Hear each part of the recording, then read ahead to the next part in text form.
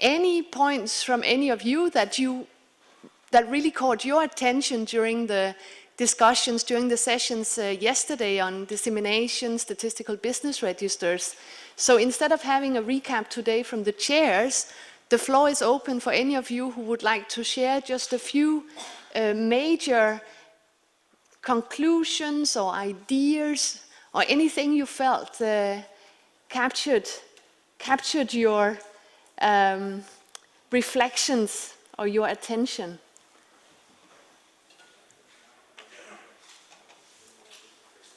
Does anyone want to share?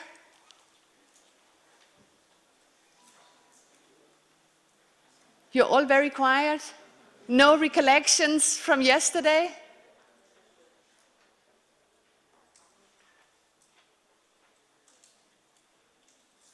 But then I'll have to catch some of you during the breaks to figure out what happened yesterday. Do we have a volunteer? Mr. Jiang, you want to say a few words? Bismillah ar-Rahman ar-Rahim. Yesterday, just recollecting the thoughts and saying some thing about business register. Yesterday there were basically three sessions of business register. In the first session, the development of business register had 3 papers, and then second session was about the coordination with administrative data or administrative departments, and the third session was a theoretical kind of session in which probabilistic or fuzzy matching or mapping was considered. As far as the business register is concerned, the business register in one way or another way in countries exist from low level to a higher level. Complicated business register are still yet awaiting even in the developed countries. The problem which were focused in the sessions were mainly that how to coordinate with the administrative departments, how they will, they share their country's experience, and there were good experiences of some countries, like Malaysia has unique identifier for the businesses, which were used by tax department and other departments as well, custom department, and the statistics department is provided this platform for them. So unique identifier is possible if all the administrative departments are on one page, and they considered the system as a unique system. But there are countries in which these coordinations are a bit complicated, and the administrative departments are usually reluctant to share their data with the statistics department. If they are sharing, then it is very, very limited. A time-consuming process, because it takes a lot of time to get response from the administrative departments. So this was another main idea, that how to cope with such a situation, and the countries share their experiences as well in this regard. Iran particularly mentioned their Iran stars and their custom clearance idea, and they have incorporated that idea in their business register. So this is one part of the business register as well. Some talks were also shared about the informal sector, whether informal sector should be part of the business register or not. Formal sector usually, I'm thinking that it's difficult to incorporate the formal sector in the business register because we are not getting the data from the administrative departments, which they have formally. So then think about informal sector in a big country which has more than 100 or 200 million population. So the informal sector, again, but there were, Indonesia, I think, had an idea that they have a kind of informal sector incorporated in it. So that was good sharing. And then the last session, which was probabilistic, a kind of probabilistic or fuzzy matching. So that is kind of theoretical ideas. Practical, make it practical, because matching in every business register is a process that they have to match and they have to remove the overlapping or duplication from the system, which comes from different technical administrative departments. So they showed their probabilistic vision and fuzzy vision, that how they are doing with the, but that is, of course, that will lead us to a practical, but it's not at this moment is a practical. Thank you. Thank you very much for keeping me up to date of what happened in the room yesterday. Is there anyone else who would like to Yes, just share a major finding? Yeah. Yes? Yesterday, Password, I please. have one session that I only two presenters. This is about the dissemination and communication of statistical products. Two countries has presented their communications within, as far as Myanmar, their communication within the agencies with the outreach to their users, and how they are doing that using their national strategy and amendments of law. And for Malaysia, they presented of how they can reach their users using now. As we have said yesterday, they are millennial users now who does not read more than 140 characters. They just like to have infographics instead of books. And how to reach this kind of people, rather than we are keeping up with just our own traditional way, is the tables and tables and tables, and how we can communicate with them so that they are attracted to the statistics. I think that's about all for yesterday. Okay. Okay. Thank you very much to our two presenters here. So let's get started with the first session of the day by giving them a quick round of applause. Good. So it's my pleasure to invite our next session organizer, Ms. Aycan Özek. Aycan, please take your seat on the rostrum. Ms. Aycan Özek is the senior central bank expert of the Central Bank of Turkey. She has devoted her long career to convergence of national statistics with international standards, particularly in the field of monetary and financial statistics. Ms. Özek is an observer of the European Central Bank Working Group on Financial Accounts. She's a bureau member of the OECD Working Group on Finance Statistics and a member of Eurostat's annual Financial Accounts Task Force. Ms. Özek is also a member of the steering group for the regional program on economic statistics in Asia and the Pacific. It's my pleasure to also invite the speakers for this session to take your seat on the rostrum. Setia Pramana from BPS, Statistics Indonesia. Kong Yajing from China. Pratik Mitra from India. Atika Hashiati from Indonesia. Anirban Sanjay from India. So please take your seats, and I will then leave the session in your capable hands. Aijan, please, you have the floor.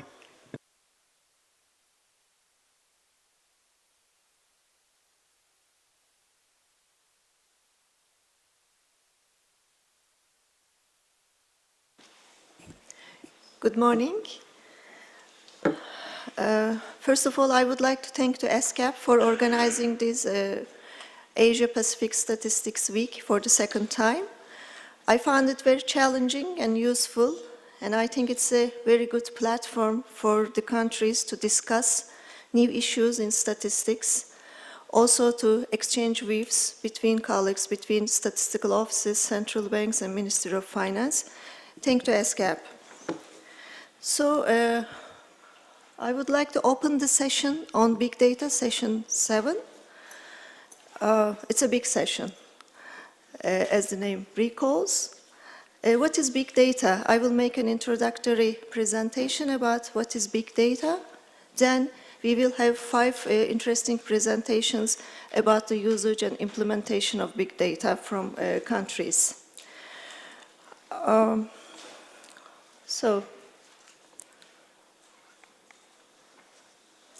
Over the past decade, big data has been taken attention in the statistics area. Big data have become increasingly important in our daily lives. The term is being used in several economic fields, in new business models for establishing corporates, in government discussions, in new government policies. It has been identified as providing a new services with high growth potential generated by the continuously changing way in which we live, communicate, we socialize, interact, obtain intelligence and exchange information. And by the way in which public authorities structure, operate and interact with the private sector. What does it mean? So public and private sector should collaborate in big data. What is the definition of big data? There are several definitions, but I want to give a very brief one. It can be identified as a source of information and intelligence resulting from the recording of operations or from the combination of such records. What are they? There are many examples in our daily lives of these recorded kind of operations of this kind, such as records of supermarket purchases, robot and sensor information, for example, in the production process, road tolls, trains, ships, mobile tracking devices, telephone operators, satellite sensors, images and behavior, event and opinion-driven records from search engines, including information from the social media, like Twitter, like blogs, even telephone text messages, Facebook, LinkedIn, you can name it. As well as from the internet information scrapping and speech recognition tools we can use as the source of big data. The list seems endless, with more and more information becoming public and digital. As a result, for example, the use of credit and debit payments, trading and settlement platforms, and housing, health, education, and work-related records. Going into deep of big data, it seems to be associated with the ability to combine recorded information and extract intelligence from multiple sources, as I earlier said.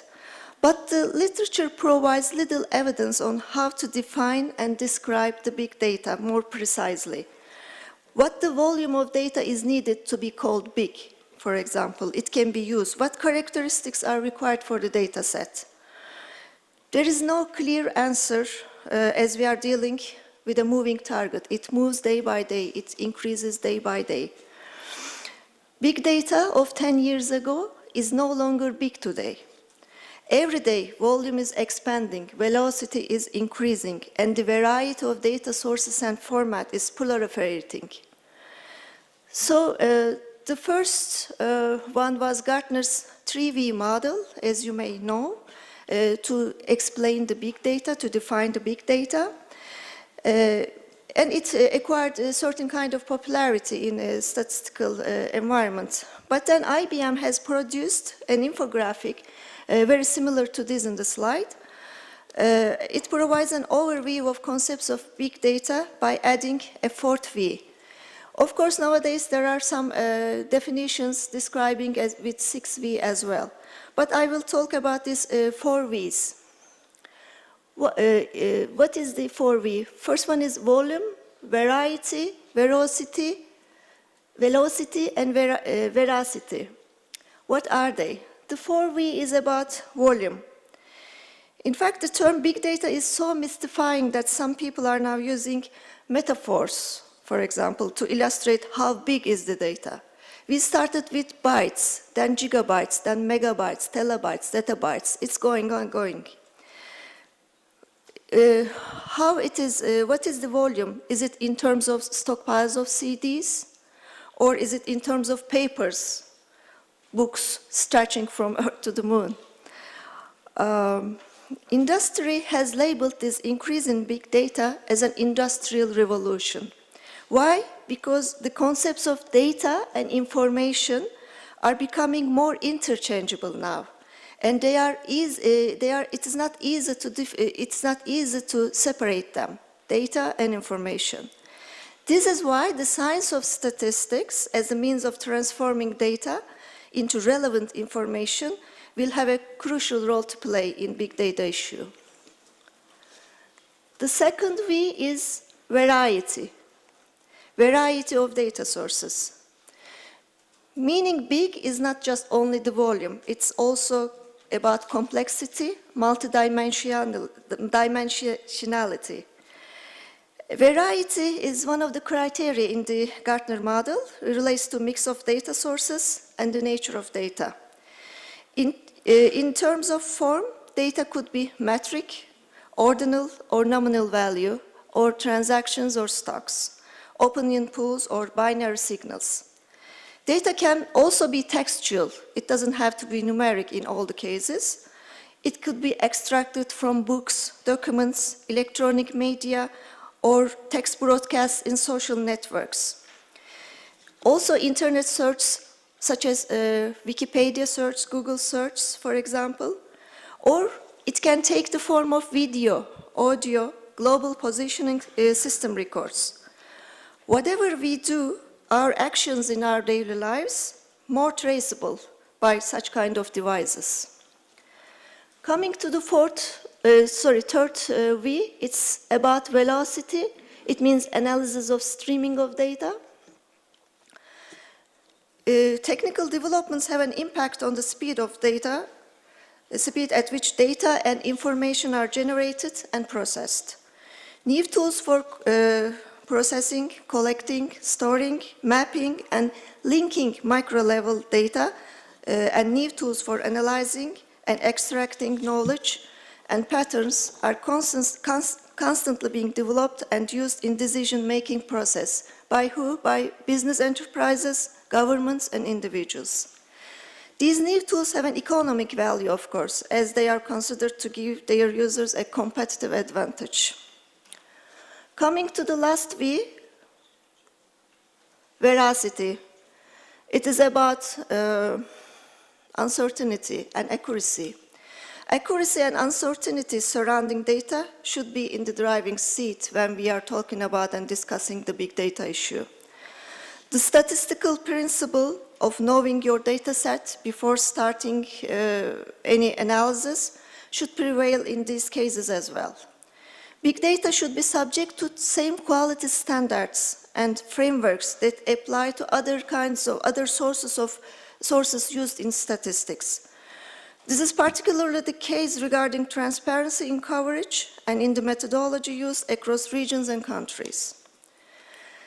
The speed at which relevant insights are extracted from big data, processed and managed seems to develop apace with an increasing availability and release of private and public micro-level sources of information. To keep abreast of the volume, variety, velocity, and veracity of micro-level data, technical developments need to converge early enough, and become standardized to facilitate the process of extracting and combining meaningful information. How do we use big data? Where do we use big data? While official statistics are typically and traditionally our best source of information for statistics compilers, there are instances that we do use non-official statistical sources to fill gaps and to improve our data quality or comparability. Yesterday, we saw in one of our presentations the case of Indonesia about using Google Maps for SPRs, for example. This is a good example for using non-official data for improving official statistics. Non-official sources may be used in compiling official statistics for various objectives. What are they? To give background or context to data from official sources. It is used to assess data received from official sources on their plausibility, to check their plausibility. Apply transformations to national official data in the interest of international comparability purposes or for producing new indicators. To construct international data series in fields which are not covered by existing official data sources. To input national data where national official data do not exist or exist but having poor quality. Also, we can use big data to impute missing values within an official national time series, and lastly, to extend the time series. And lastly, we will discuss what big data is and what big data is not. It has advantages and disadvantages. It is very clear that it has advantages like being less costly, more timely. But it may have advantages we should take into account. For example, legal issues could be raised, like privacy and confidentiality concerns in terms of using of micro-level data. Also, we should also take into mind that it requires successful and close collaboration between public and private sector. This is all I would like to say as an introductory presentation for big data. Now I would like to introduce our first presenter from Institute of Statistics of Indonesia. He is an associate professor in Institute of Statistics, and Mr. Setya Pramana. And his presentation is about potential implementations of big data in official statistics for Indonesia. Please.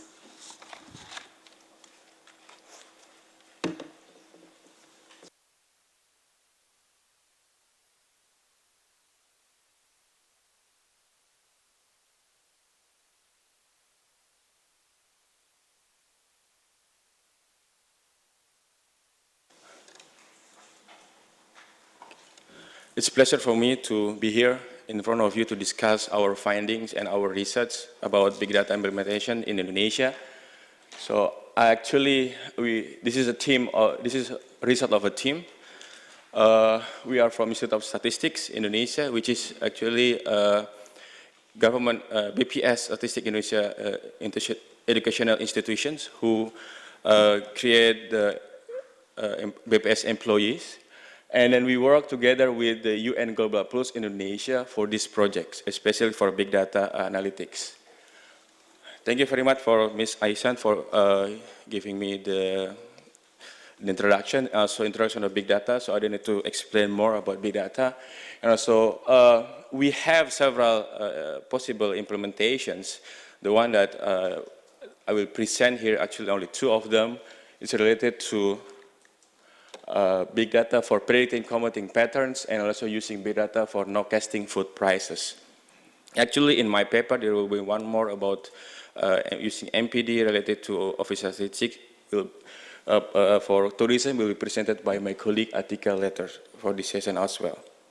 So the first project is for predicting commodity patterns.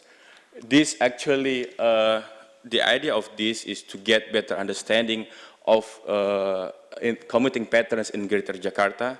Jakarta, there are several cities outside Jakarta. We call it Greater Jakarta. And then using this social media, using this big data, we hope that we can access, we can get the data with more timely and also less expensive. So for this project, we compare two data sources. The first one is using official statistics, which actually come from Jakarta Commuter Survey 2014, performed by BPS Statistik Indonesia. So this survey was performed on 13,000 households from 13 regencies in Greater Jakarta. And we compared the result with 7 million tweets. Actually, the tweet, when you tweet the data, when you tweet, you can switch on or switch off the locations, right? So we get 7 million tag tweets, and then we use the same tweets when the survey was done. So we can have comparable results. So the tweet come from Twitter from February 2014, and the tweet we have it from the UN Global Push Jakarta. So this is the result. So if you want to have a commenting pattern, of course you have to know which one is who coming from where, right? For the origin and also destinations. So from the tweet, we have the idea of, we take like the best top two from same ID, you have, he always tweet in that location. So we assume that he is coming from that location. And then the second top tweets come from other locations. So we assume that that location is the location where he used to or she used to come for work, for studying, or etc. So we look at the comparison between the two. This is Circos plot. This is a nice plot for looking up the correlation or the association between variables. Look at here in the left-hand side here. This is the result from commuter survey performed by BPS. This is official statistic numbers. We observe that the pattern here, you see that these are the cities, the regencies are in Jakarta and also Greater Jakarta. And then the line, the larger the size, is the larger the number of commuters. So for example, here from Kabupaten Bekasi, this is a regency Bekasi outside Jakarta. Most of them, they goes to East Jakarta, which is actually close with Bekasi regencies. And look at here also, for example, from Depok. From Depok is also outside Jakarta. There are a lot of people goes to Jakarta Selatan or South Jakarta, which is also have border with Jakarta here.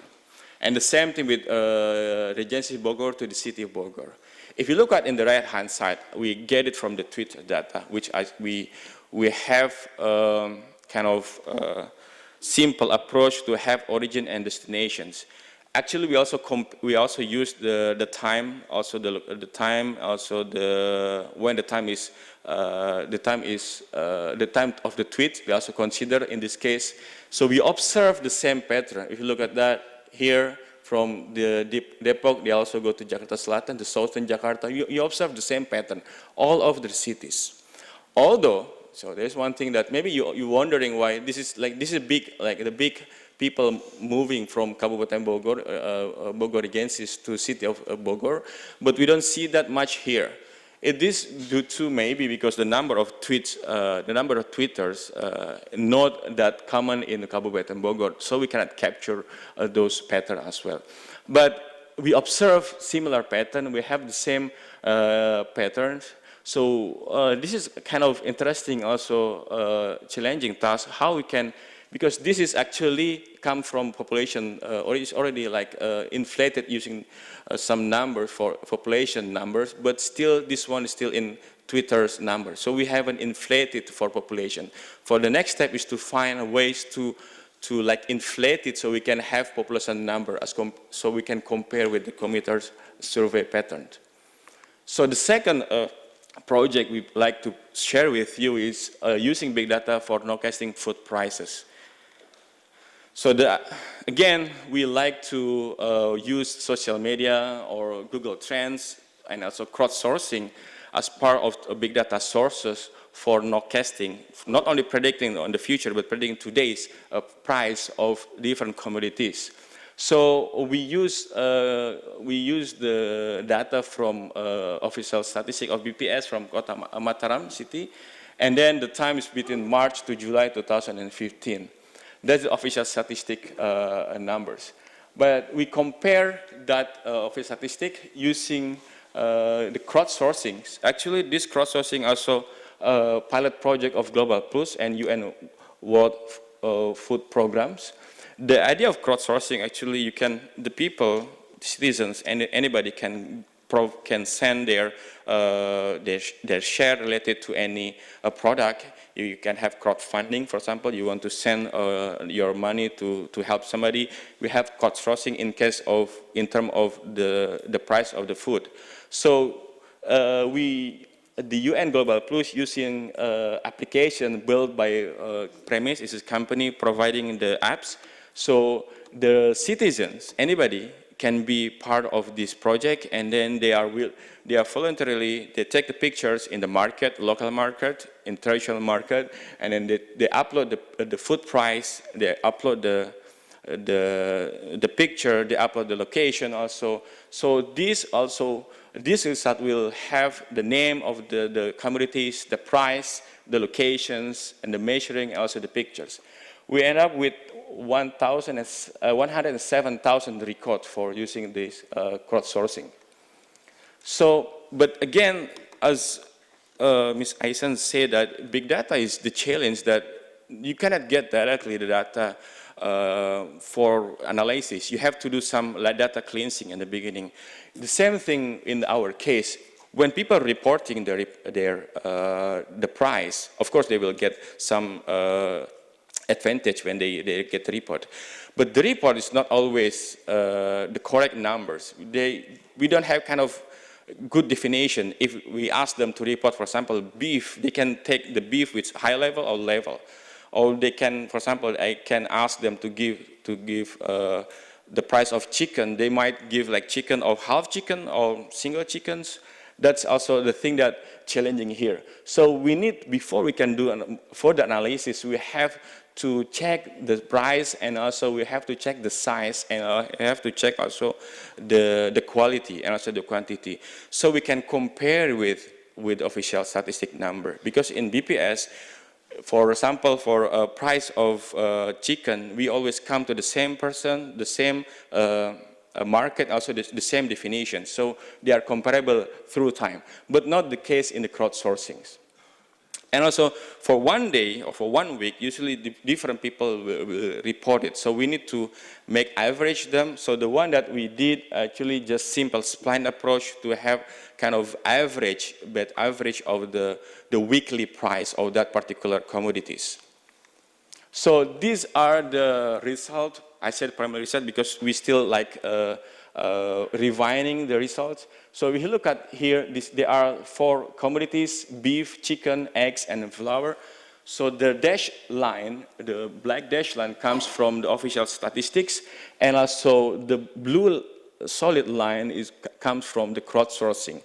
If we observe here, there are some similar trend across the 2 approaches, from official statistics and also from crowdsourcing. So we see that some possible approach, we see some promising result here. So of course, because with we have only 10 minutes, actually we have more result here, and most of them are similar, the trend. But some of them also, the trend is similar, but the price is different. Why? Because maybe in one case, from crowdsourcing, they just the price and also the quantity, also the quality is different as in official statistics, but the trend is still the same. So for discussion, we observe similar pattern from commuting behavior and also the Twitter movement, and also similar trend between crowdsourcing approach and also BPS survey for all commodities. And also we need to have the data cleaning process to be more robust and automized, because right now the one who work on this, the people who knows the data in the area, so they know, okay, the price not going to be that far, the price not going to be that low. So that's also need to be to discuss for further research. And our plan is to extend other commodities. So the plan is to predict the inflation using this crowdsourcing price report. Okay. In summary, we mentioned that big data can complement, also can check the result of official statistics, although there are many approaches that need to be explored and studied. Again, the contribution of stakeholders, because the source of big data can be social media, can be any crowdsourcing, can be also from private sector, which we need to discuss, and also to have some agreement with them to use their data related to legal things. So we have also other projects related to big data. The first one is we try to use the tweets also for developing this ICT index and also small area estimations, and the text mining for predicting tourism activities. So we have all tweets in Indonesia in 2014 and 15, and from that tweets, this is text mining, we can see what the people likes to do in Indonesia, likes to do in different regions based on what they text, what they put in the Twitters. And we also use the Twitter, we are going now to have Twitter for predicting migration. If you observe in the first case, we just use Twitter for movement inside Greater Jakarta. We have Indonesian tweets and the geotag, so we can infer how the migrations pattern across province, across cities in Indonesia. And also based on their tweets, based on the text mining, we can assume how heavy is our country, as a citizen in our country. And if we're trying to get the phone data, so from that phone data and also electrical data, we want to kind of use them to proxy as socioeconomic information indicators. I think that's all my presentation. So these are our members, so from Institute of Statistics. These are from Center of Computational Statistics Studies, and the people from Global Plus who provide us the data, big data analytics, and then this is the one who works for official statistics. I think that's all. Thank you very much for your attention.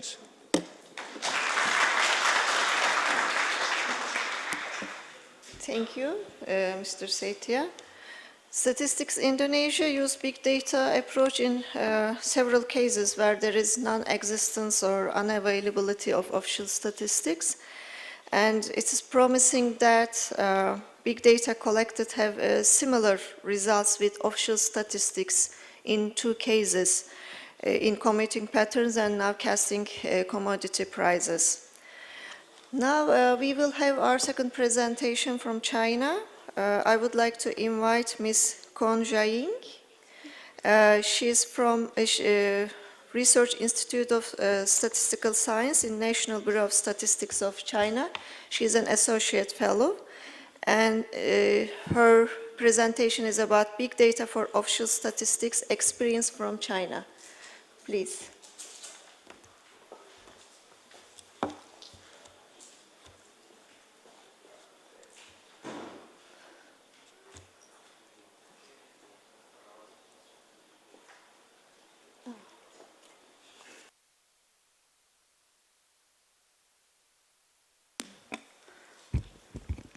Good morning, ladies and gentlemen. I'm Cong Yajing, come from the NBS of China. I'm very glad to be here and to introduce some research results of big data in the NBS of China. There are 5 parts in my presentation. The first is the situation and our preparation. The second is the challenges and the influences of big data on official statistics based on NBS.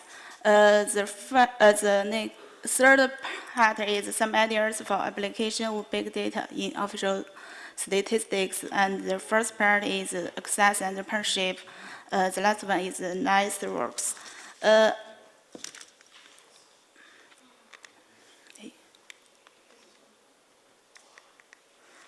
As we all know, the economic and social change brought by big data happen everywhere, every day. In recent years, big data and its relevant industrial explodes in China. So actively developing big data strategy is inevitable choice for the official statistics. Certainly, official statistics department has opportunities and challenges in the big data area. It gives us a number of sources of data and asks for much higher requirements on official statistics. This picture shows that the numbers of big data search queries in Baidu since 2012. Baidu is the biggest search engine in China.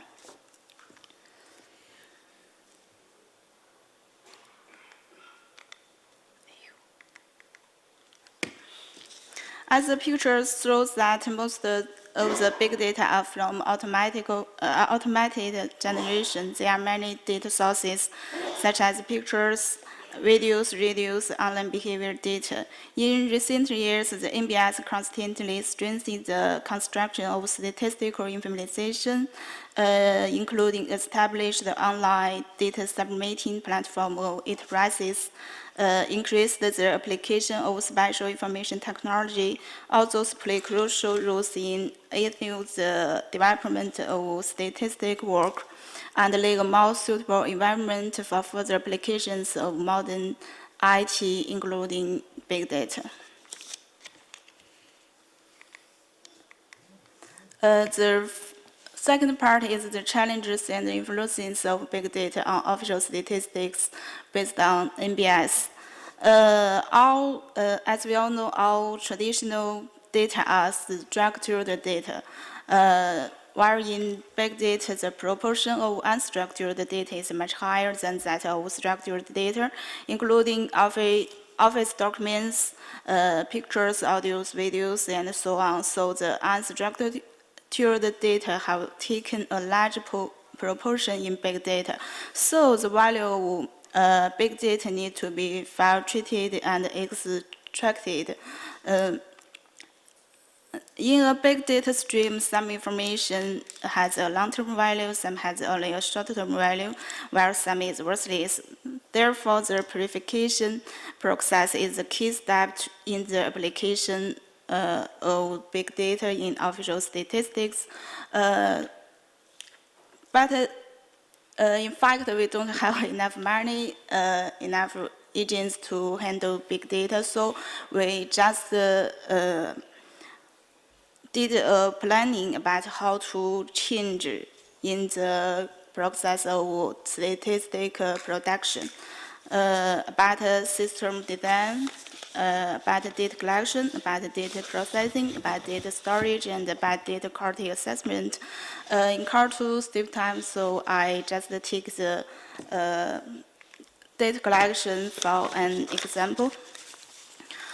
In the area of big data, in addition to traditional data collection methods, 3 new data collection methods can be adopted. The first one is searching on the internet. There are large amounts of big data sources on the internet, such as electronic enterprise information and transaction data. Statistical personnel can regularly collect or use certain software tools to collect those data scattered in various websites. Second, by purchasing. For big data sources in non-government agencies, government purchasing can be used. Finally, by cooperation, official statistics can also cooperate with the holders of big data to share data resources.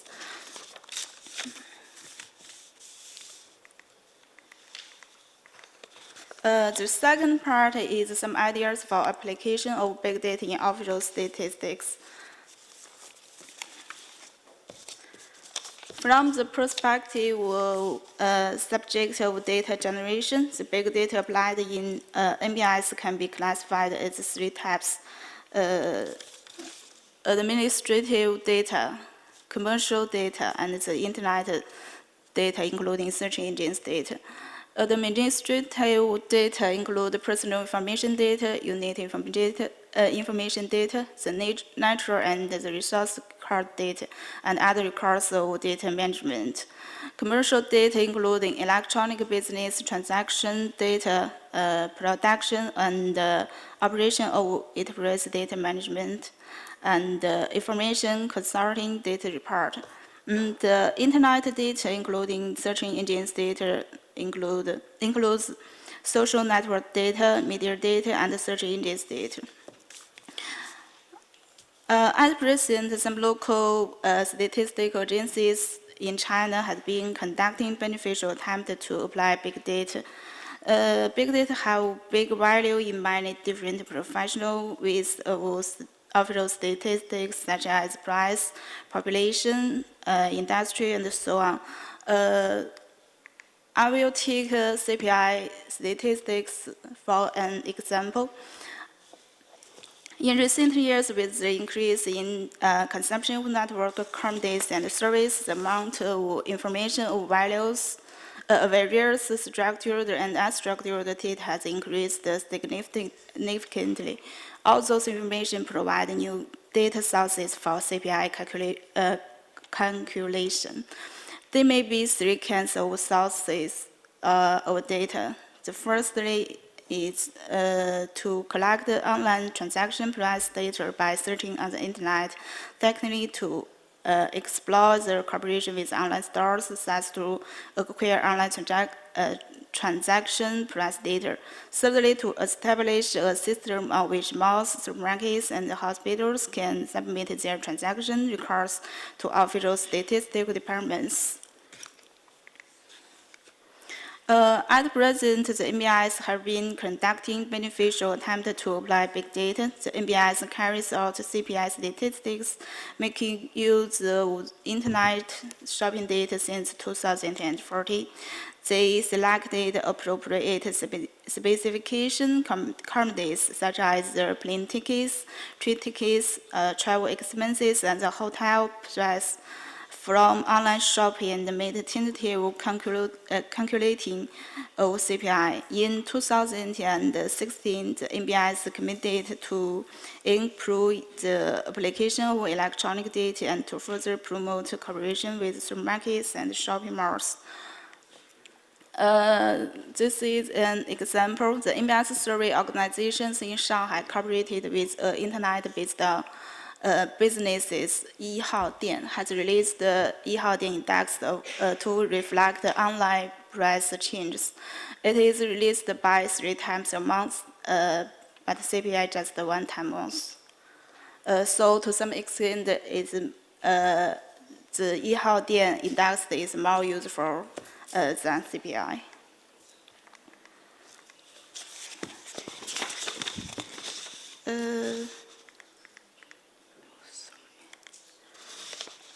The first part is access and partnership.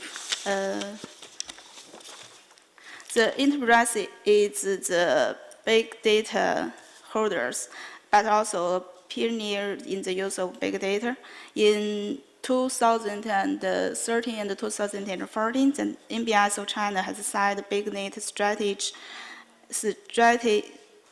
strategic cooperation framework agreement with 17 big data companies aimed to jointly promote the establishment of the statistical standard for big data, supplement the official statistical data source, and the cooperative enterprises, including Alibaba, Baidu, and Tencent, and so on. According to the agreement, those enterprises should provide relevant summary data and big data technology support to the NBS.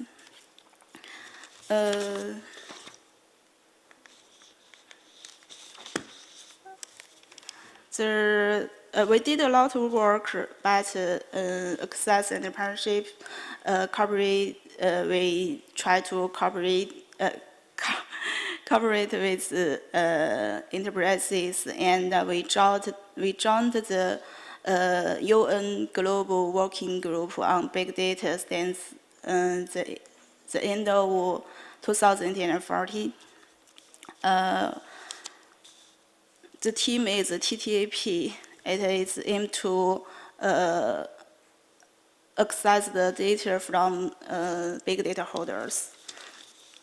The last part is network. In the future, statistical workers, we still have a lot of work to do. But I think the most important thing is to creating a better environment for big data application, such as establish the big data standards and open and share more data with others, and perfect the laws and the regulations and so on. That's all. Thank you.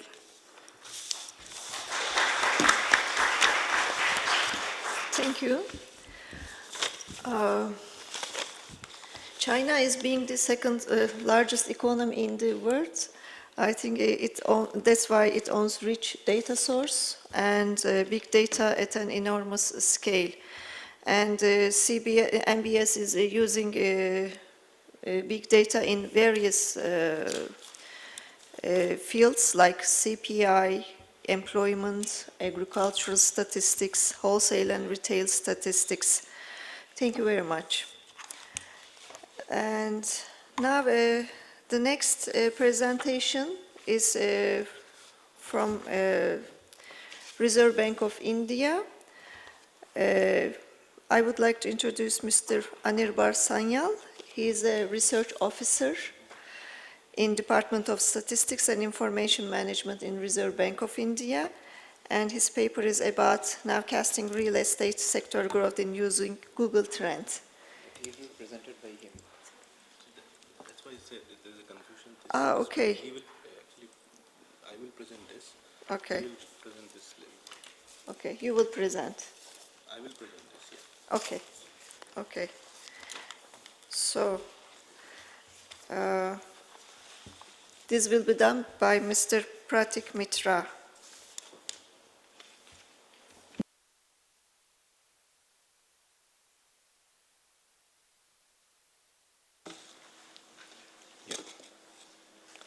Thank you. At the outset, let me thank UNCC for inviting me to present this paper in front of all of you. It's actually a great honor and privilege for me to be able to present this in front of this august audience. This paper is actually jointly prepared by Anirban Sanyal, who's here to make the presentation of another paper, Shohini Chaudhuri, who actually worked as a summer intern in Reserve Bank of India, and during that period of time, she worked on this topic. This is basically, trying to exploit one particular source of big data, which is coming from Google Trend, to nowcast the real estate sector growth in India.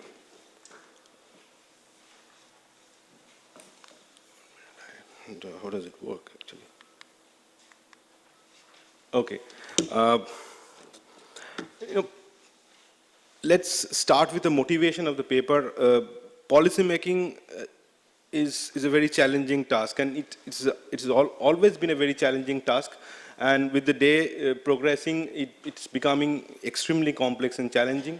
One of the most important ingredient or input to policy making is basically to have an idea about how the current state of economy is and how we are going to, it's going to be in the near future. Now, as we know that most of the official statistics data is published with a time lag, and which is quite understandably so. There is an information gap between the policy making time and the publication of official statistics. And this information gap needs to be filled by some other source of data which is coming from probably, one of the sources, big data analytics. And as Charles Babbage told, long years back, that if you have no data, it's much better to use some inadequate data. I mean, for it's obviously this kind of sources of big data is not as firm as official statistics are, and that needs to be made very clear. There are certain positives of this kind of data sources, but obviously, as far as firmness are concerned, there is, this is hugely inadequate. Now, one possible source of this kind of big data analytics could be the Google Trends database, which we have used in this particular paper. Google has made this available from 2004 onwards for monthly database. Now, Choi and Varian happens to be the chief economist of Google. They came up with a paper in 2009 saying that, this kind of Google trained database and index which Google is making it available could be useful to understand the current state of economy. May not be a good indicator to forecast in a distant future, but as far as the current state of economy is concerned, it has it adds a lot of value in understanding the economy. And as a case of proof, they have used different indicators from consumption to real-time sales, etc., to see whether this kind of Google had the value or not. After that, there are quite a few of literature which has come up. We have listed quite a few of them. There are quite a few which is not here, but if you see that aspects of areas where people have worked on are kind of quite varied. People have created consumption sentiment index working on private consumption. There are papers which looked at tourism growth in Hong Kong. There are papers which looked at the unemployment rate, whether it can kind of give some indication on the current state of unemployment rate, house market condition in US. There are two major points which needs to be noted here. First one is that after 2009, there are quite a few of literature which is coming up. Many of them are not listed. In fact, ECB and Bank of England officially has told that they have taken Google's data as one of the official source for policy making. So they are looking at, among other source of information like official statistics, they have also started using this kind of Google Trend data to have an idea. So the popularity of this kind of information is growing day by day. That's number one. And the number two is that if you look at the countries for which this study has been done, predominantly they're all developed countries. So hardly we will find any study which is done for emerging market economy or developing economy where people have tried to use this kind of data sources to understand the current state of economy. Now, since this paper is pertaining to India, let's look at some understanding of what is the internet penetration in India. The top chart actually shows that the penetration of India is increasing from 2009 onwards with a higher pace. From 2013 onwards, it has started increasing at a much faster pace. Although the penetration is, by 2005, it was around 25%, but still the growth rate is quite high. The bottom left chart actually shows that even if it is growing very fast in India, if you look at a comparative study among other countries, it is still at a much lower level. But the question is that whether this increase in penetration is broad-based or there is some sectoral divergence. When we look at rural and urban sectoral divergence in India, we find that it is more of a still urban phenomena, although rural is growing fast, but it's still an urban phenomena. So these are the inputs when we thought of which kind of sector we should look at while working for a country like India. We thought that real estate will feed the bill better than any other sector. The reasons are quite explained here. First is that if you see the growth driver of Indian story, one of the important sector has been real estate. This chart shows that the share of in current prices is growing very fast. as I explained that internet penetration is mostly an urban story in India, this particular sector is predominantly as an urban phenomena, because we need to, just to make a distinction between the construction and real estate. Construction is actually constructing building, but real estate is basically the service which is given after that. So it's like renting or procuring a house, brokerage, etc. These kind of things come in real estate. And in India, it's still more of an urban phenomenon. It's not as you can't find much this kind of services given in the rural sector. So one of the importance of this sector is that it has the potential to generate huge amount of employment, probably the second to agriculture, which is currently employing more than 50% of Indian population. And of course, the data gap which I showed, talked about in the first slide exists here. The corporate data comes with a lag of 45 to 60 days. So with all this background, we try to nowcast the real estate sales growth by using with the traditional variables. Along with that, we want to use Google search intensity. Now, the empirical strategy here needs to be understood in little bit more detail, because Google search means you are in Google, you are entering some keywords, and clicking on search, it gives you some list of different sites.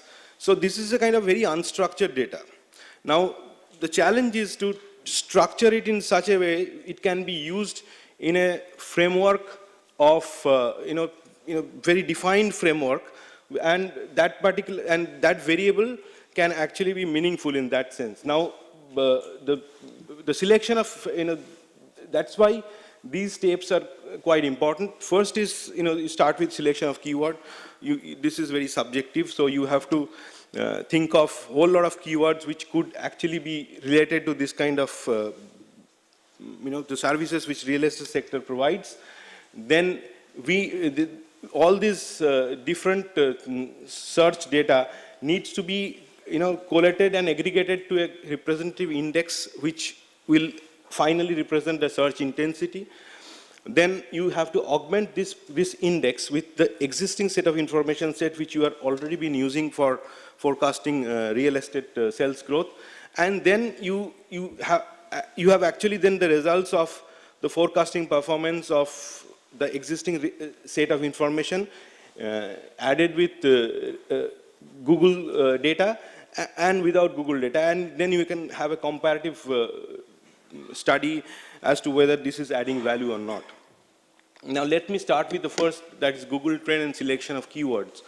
Now, generally literature in this area is suggesting that you start with a large set of keywords, whatever you think which is relevant to this kind of methodology. Now, there is an application which Google provides, which is called Google Correlate, which will, if you enter the keyword and go for Google Correlate will tell you what are the related keywords which people have given search for. So that will actually enhance your initial set of keywords. Now, once you have initial set of keywords, a huge set of keywords, what you do is that you ask in Google Trend, you specify that particular keyword, specify the region for which you want to take the data. For us, it was India. And you say that you want monthly data. What Google does is that there are two levels of normalization which happens. First is that it says that in that particular, suppose we are taking data from 2004 June, for every month, Google has an internal sampling scheme through which it collects the data that how many searches have happened pertaining to that particular keyword relative to the total number of searches, which obviously will be a very small number. Now, in the second level, they normalize by the maximum of this ratio which they have got for all the different months, and that comes in the denominator, and the numerator is for a particular month. So and multiplied by 100 to make it in a scale of 0 to 100. So one can understand that for a particular month, this value will come as 0. The other will be relatively lower than that, where the searches are lower. Now, these are, we have given, we have started with many more keywords, but it won't fit in the slide anyway. So we have given some kind of idea that, the generic, some are kind of generic house for sale or property or, land for sale. Some are specific to some cities and all. So we have, this is a huge task of creating and generating the index from Google for each and every keyword. And then we go to the next stage. Since, these keywords will have a lot of noises. One of the challenges of this kind of data, using with this kind of data is that it has huge amount of noises, into the system. So we have to devise some kind of methodology through which we could, screen these different keywords and take out those keywords which is, contributing more noise than news. So first thing is that we use a simple statistical AR1 framework with an exogenous variable as Google index and see which one is coming significant. For those keywords which is not coming significant, we are screening them out of this. In the second stage, there is a concept of news to noise ratio, which is used. The criteria is known as Rose criteria, which Swallow and Labby used in 2011 paper. This is mostly used in an image processing kind of context, but this we have used here just to see this news to noise is basically ratio of mean to standard deviation. So if the standard deviation is quite high, which means there is a lot of volatility in the data, and the mean to standard deviation ratio is below a threshold, which essentially means that there is a more noise to compared to news. So for all those keywords, we are dropping them for which this ratio is below a threshold limit. This Swallow and Labby use this as 5. We have also used this as 5, but that's a kind of subjective thing. Once we do that, now the next step is that you have to aggregate this information in a meaningful way so that that can be used in a standard nowcasting framework. Now because as I was saying, the Google sampling procedure is internal to it. What happens is that if you extract this data on a particular day, the index which you get is different from when you extract for the same month in the next day. There is a slight change in the information set, or in some cases it could be a little bit more. So what we did is that we took the data for 30 different dates, and after that we bootstrapped it, because bootstrap makes things a little bit more robust. We bootstrap it for and generated 200 samples and took the median, because median is generally the measure of central tendency which is least affected by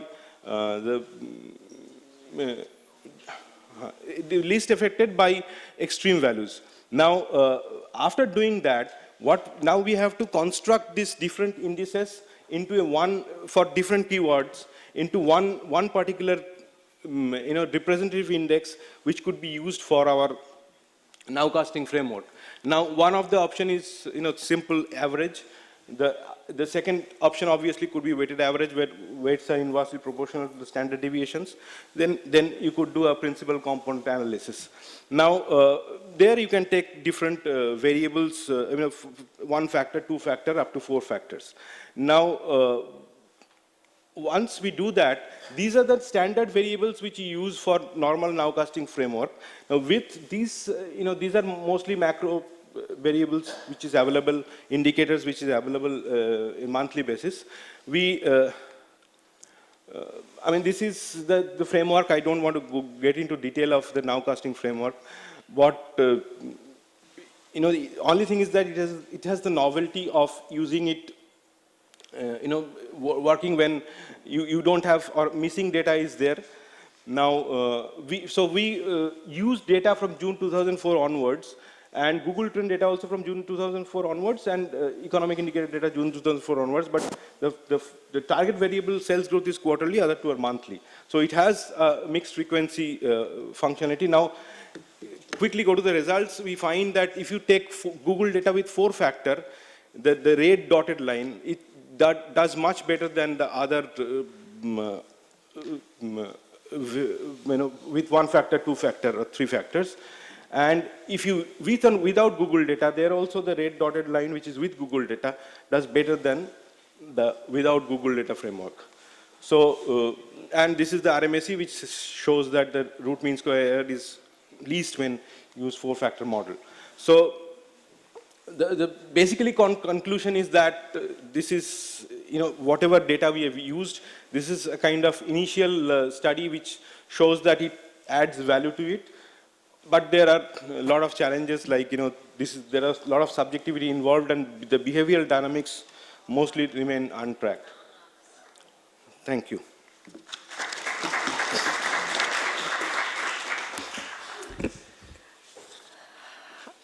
Thank you. I think a new branch of econometrics is born. It's called Google Econometrics. By using Google Trends data, it's really exciting, and using textual information into an econometric model by investigating keywords. Congratulations. Thank you very much.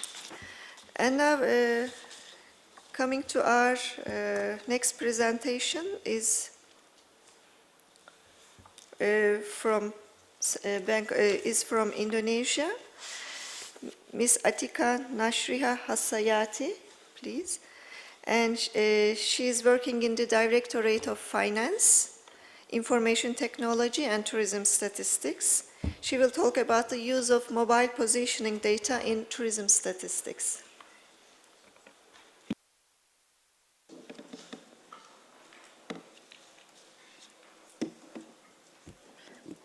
Assalamualaikum warahmatullahi wabarakatuh. Good morning, ladies and gentlemen. I am Atika from BPS Statistics Indonesia. This is a joint paper with my colleague Rina, who is sitting in the back with purple scarf. First of all, thank you for giving us this great opportunity to present a paper entitled The Use of Mobile Positioning Data in Tourism Statistics Case Study in Indonesia.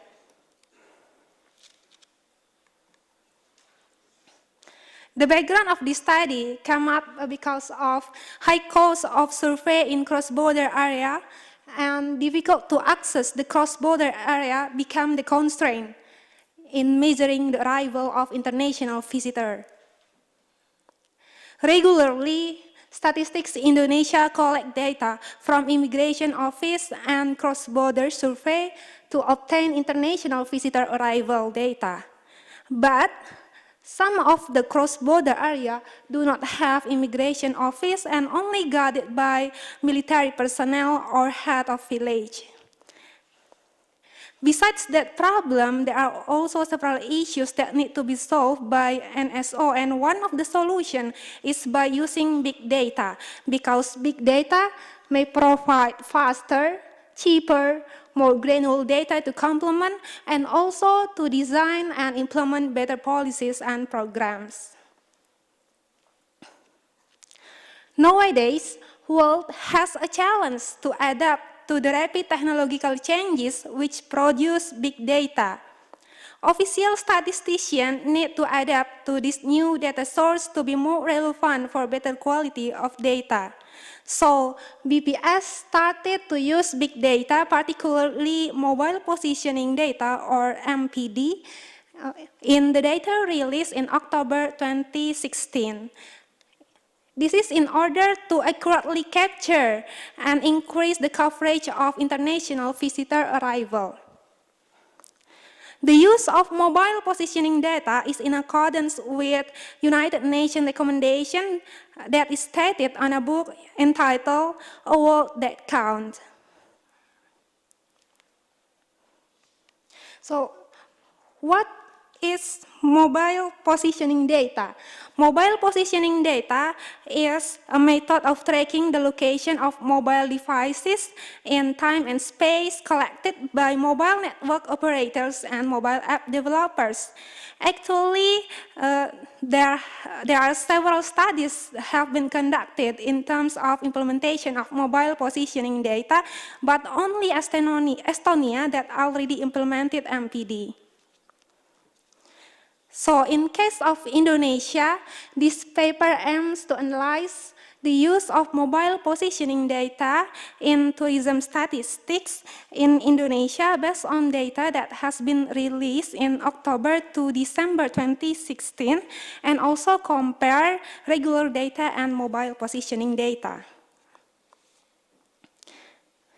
Mobile positioning data is obtained by Telkomsel as the biggest market share of mobile network operators, which is more than 92% market share of cross-border area.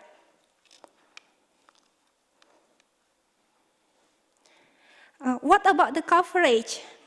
MPD has been implemented to measure international visitor arrival in several regencies in Indonesia, which are border on PNG, Timor-Leste, and Malaysia. And there are 19 regencies in 7 provinces as zone of observation of this mobile positioning data. And in order to measure the arrival of international visitors, there are 2 requirements. First, visitors should still use the mobile phone number from country of origin when entering Indonesian zone, and also visitor ever connected to mobile network operators during in the zone of observation. This is the illustration to figure out the measurement configuration via method of roaming in cross-border area.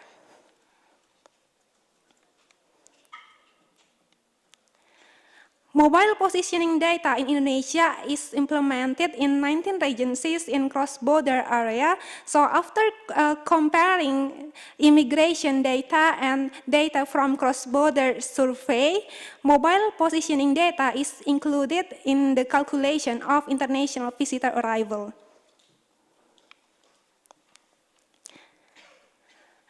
These are the example of comparison between regular data and mobile positioning data. And the result of the comparison shows that international visitor arrival with regular data and mobile positioning data during October to December 2016 has almost the same trend in Bengkayang, Kapuas Hulu, and Sanggau, but it has different trends in Bovendigel.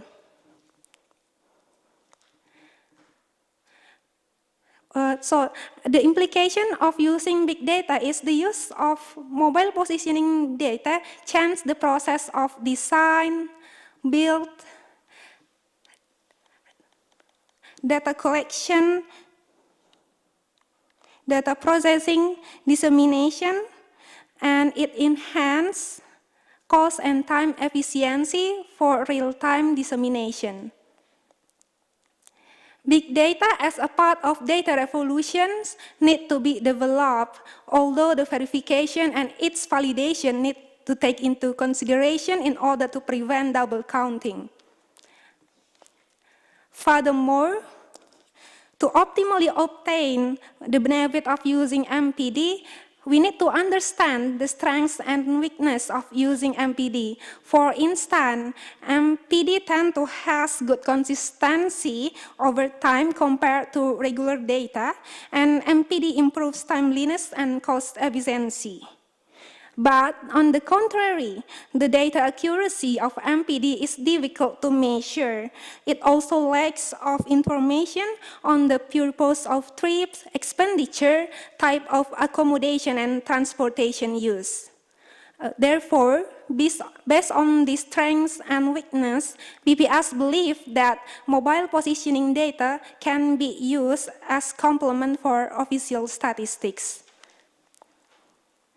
That's all from us. Thank you very much for your attention. Good morning. Thank you very much. It was appreciation, I think, the collaboration between BPS, Ministry of Tourism, mobile network operators, which is not only with Telecom Indonesia, several institutions, both public and private, collaborate in compiling mobile positioning data. Thank you very much. Now comes our last presentation from India. Mr. Anirban Sanyal will present us about about tracking labor market conditions using Google search data. Please.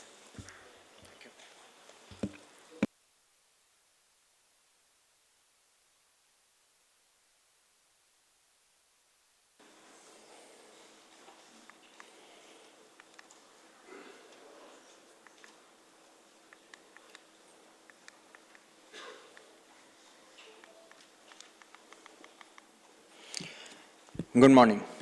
I'm Anirban from Reserve Bank of India. This is my second time in ESCAP. So I'd like to thank you, ESCAP, for selecting my paper. This is a relatively newer topic, particularly in emerging market economies.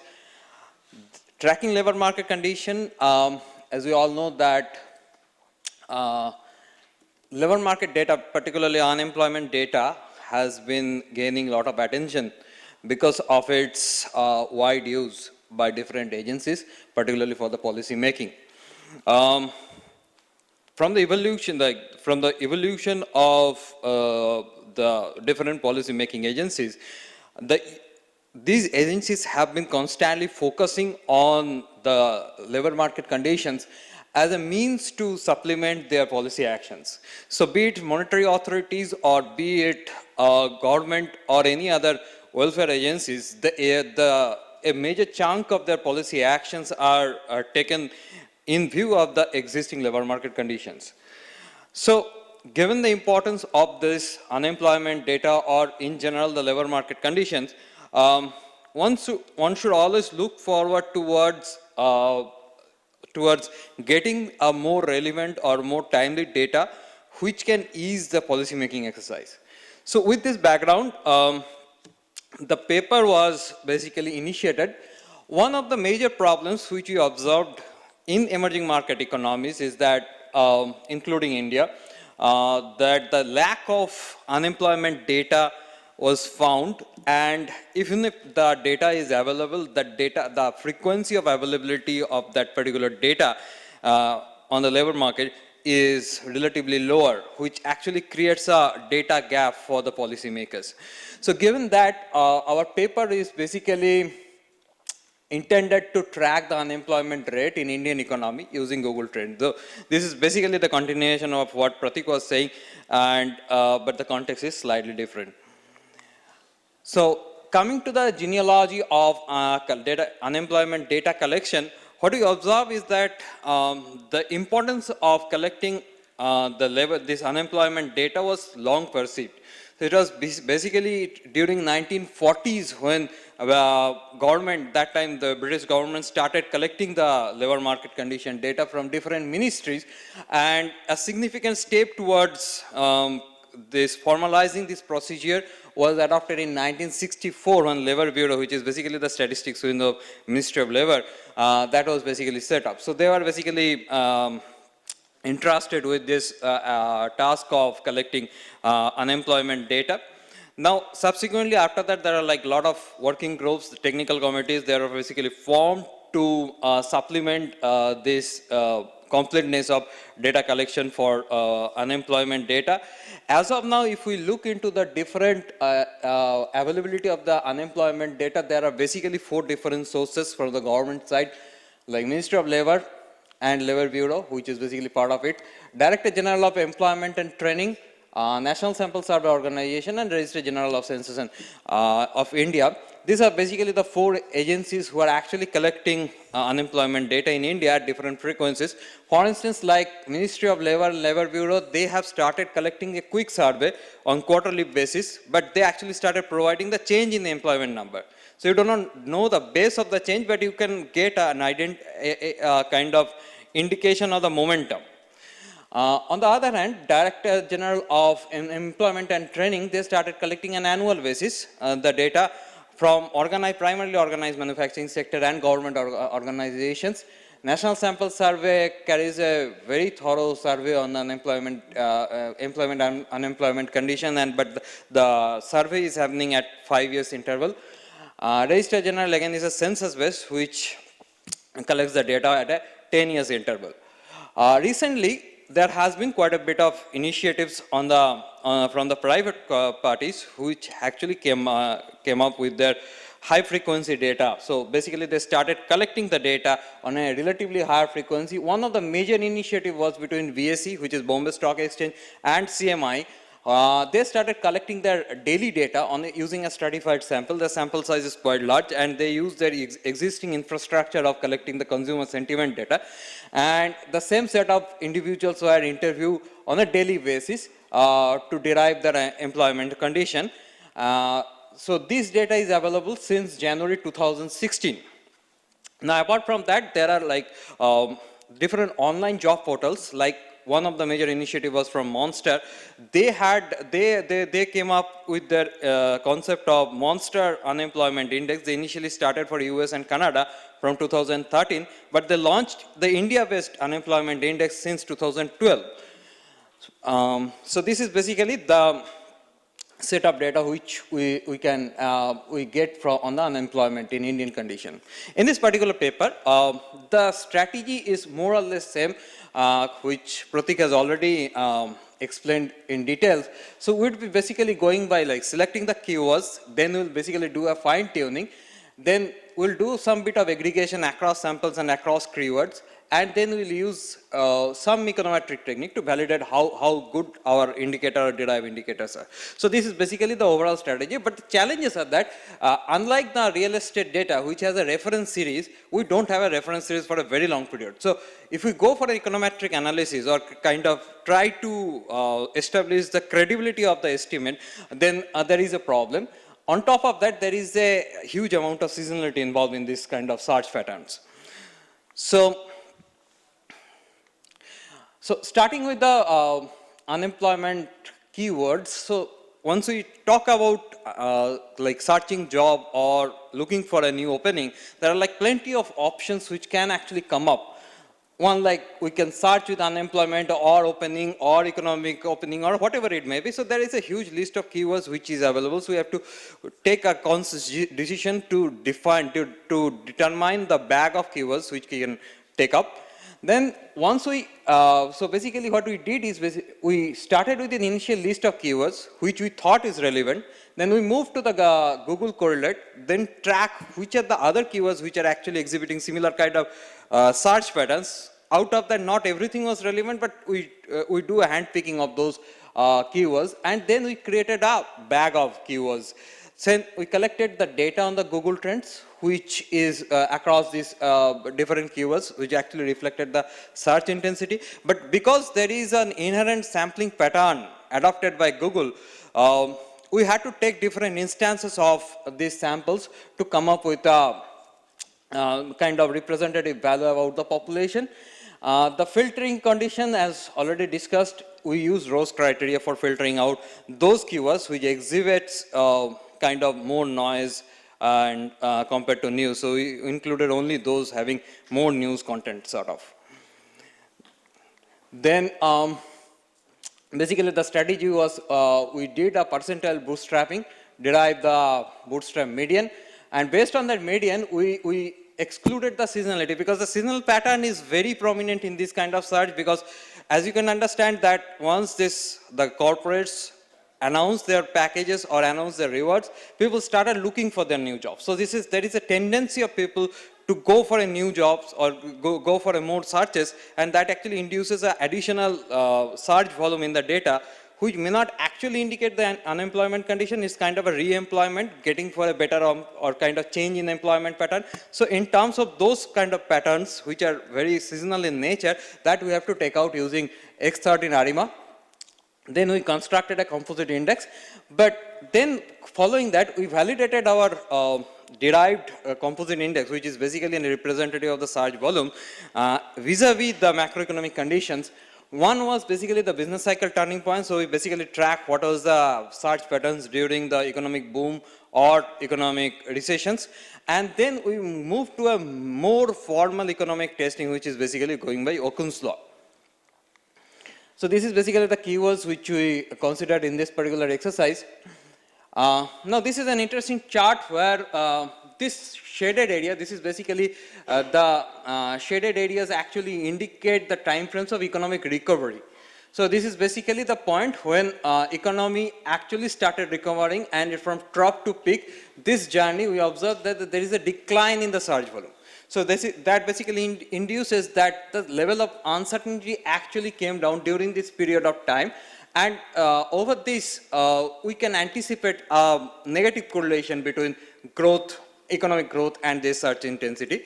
More formally, if we look into this keywords and average search intensity from trough to peak, which is basically from bottom to up, is a recovery phase, compared to the peak to troughs during the recession, there is an increase kind of in the search volume, which actually induces that there was like lot of job losses were there, like people started looking for new jobs, so that actually induces a higher search volume.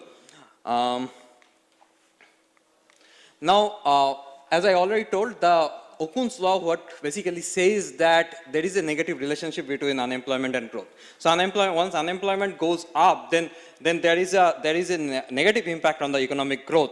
The magnitude, the quantum of that impact varies across countries, but in general it has been observed across most of the countries there is a negative relationship actually happens. So with that we did a vector autoregression model, and we tried to see what happens if unemployment rate goes up. So we gave a shock on the unemployment rate, and then we tracked the impact of this high unemployment rate on growth, and this is basically the bottom panel chart, which actually indicates that a red line, which is basically indicated a negative impact on growth, and that becomes significant at 2 to 3 quarters, that actually substantiates the claim that this Google search intensity actually provides an indication, at least in momentum basis, on the unemployment condition.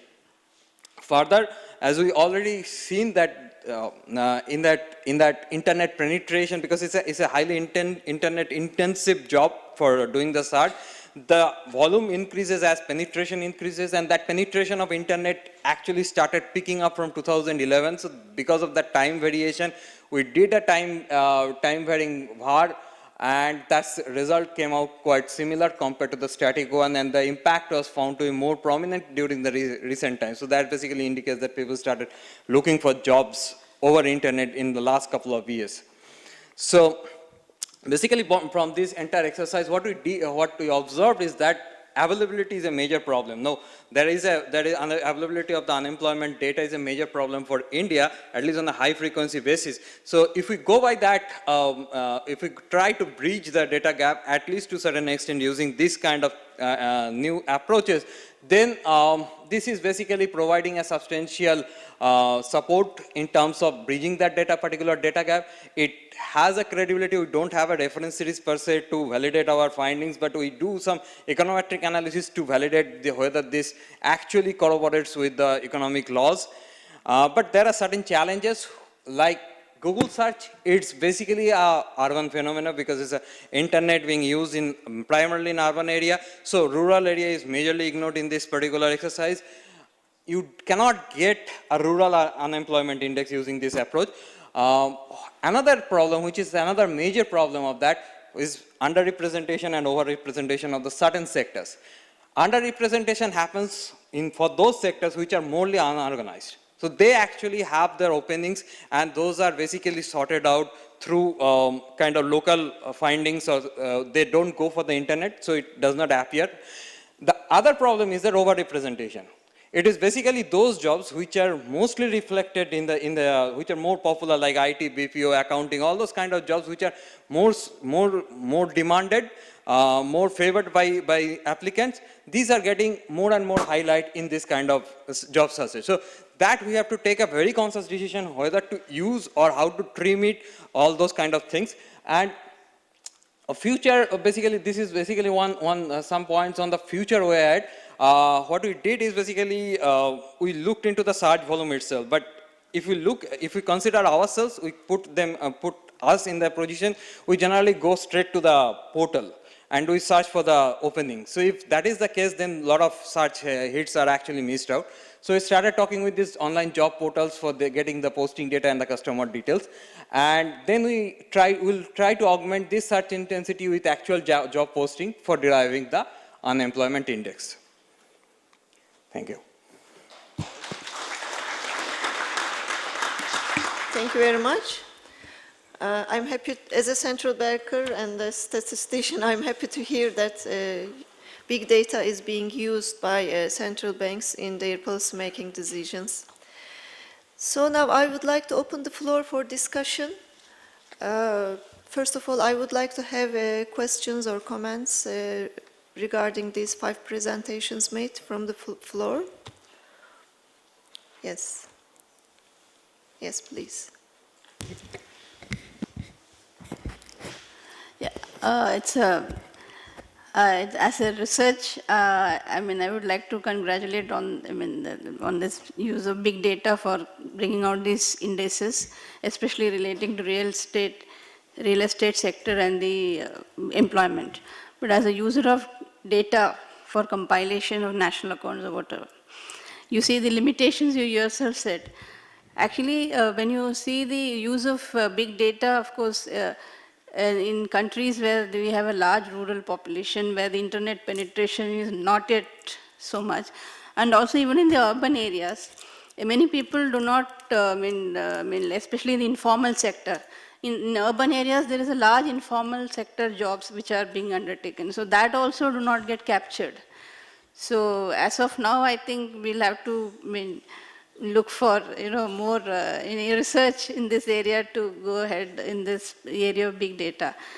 And actually, this is you're more like a composite, coincident index which you are compiling both in the real estate sector, and in the employment sector. Where you have related this variable to other variables, like in the real estate sector, you had shown a list of variables.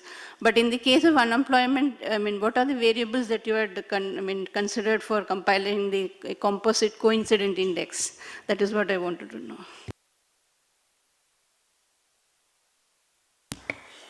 Thank you, ma'am, for the questions. In case of the unemployment index, it is basically the search volume.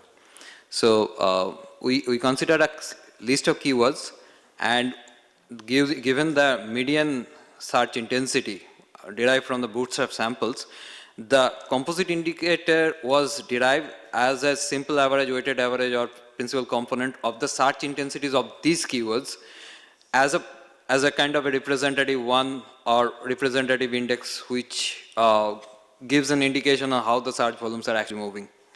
So there was no other economic indicators being used, but in the later part where I showed the Okun's law, it was basically the non-agricultural GVA which was basically considered for deriving the economic relationship, because we did not consider agriculture because it's primarily rural activity and it does not get reflected. So we use non-agricultural GVA as a reference rate to validate whether it has a negative correlation or not. Thank you. Just to add to what he said, the issue is that for real estate sector growth, we have some data. As he said, that we don't have any preference series for unemployment, but we have for real estate sector. In RBI, we compile, we get all the, balance sheet of real estate companies, and we calculate the real estate sector growth.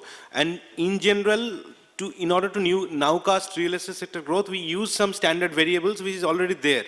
So in this framework, what we are basically trying is that along with that existing set of information set, we are just adding one more Google search intensity variable, and then, so it's basically becoming from n variables to n plus 1 variables, and see whether it is, try and see whether this, whatever performance we had earlier with n variables, whether this additional variable is creating a difference or not. For unemployment, we don't have any setup as of now to actually, nowcast unemployment. So it's a purely, whole thing has been designed afresh. And, I totally agree with you, and, as for the subjectivity and, other, it is completely inadequate. That is why I said in the first, slide, the intention is no way to think of it as a, replacement of official statistics. There is no question about it. But only thing is that pending this information coming, we have to use something to get some idea. Now, how judiciously we can use this, noisy information set to our benefit is a challenge. Thank you.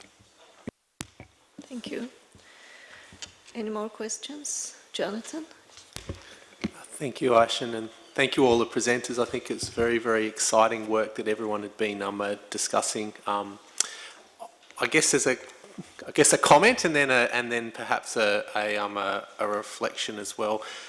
I think that trying to define how we want to use big data and official statistics is really an important and critical part of, I guess, some of the conversations that we need to have. And I think that the sharing of these experiences are a really important way to, I guess, try to get some of those boundaries.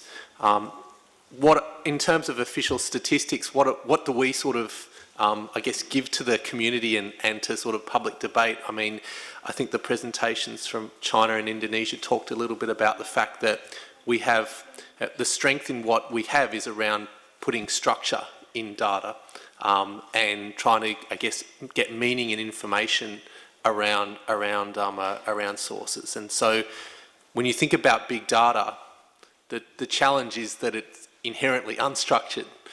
So you're trying to put structure around something which doesn't have structure.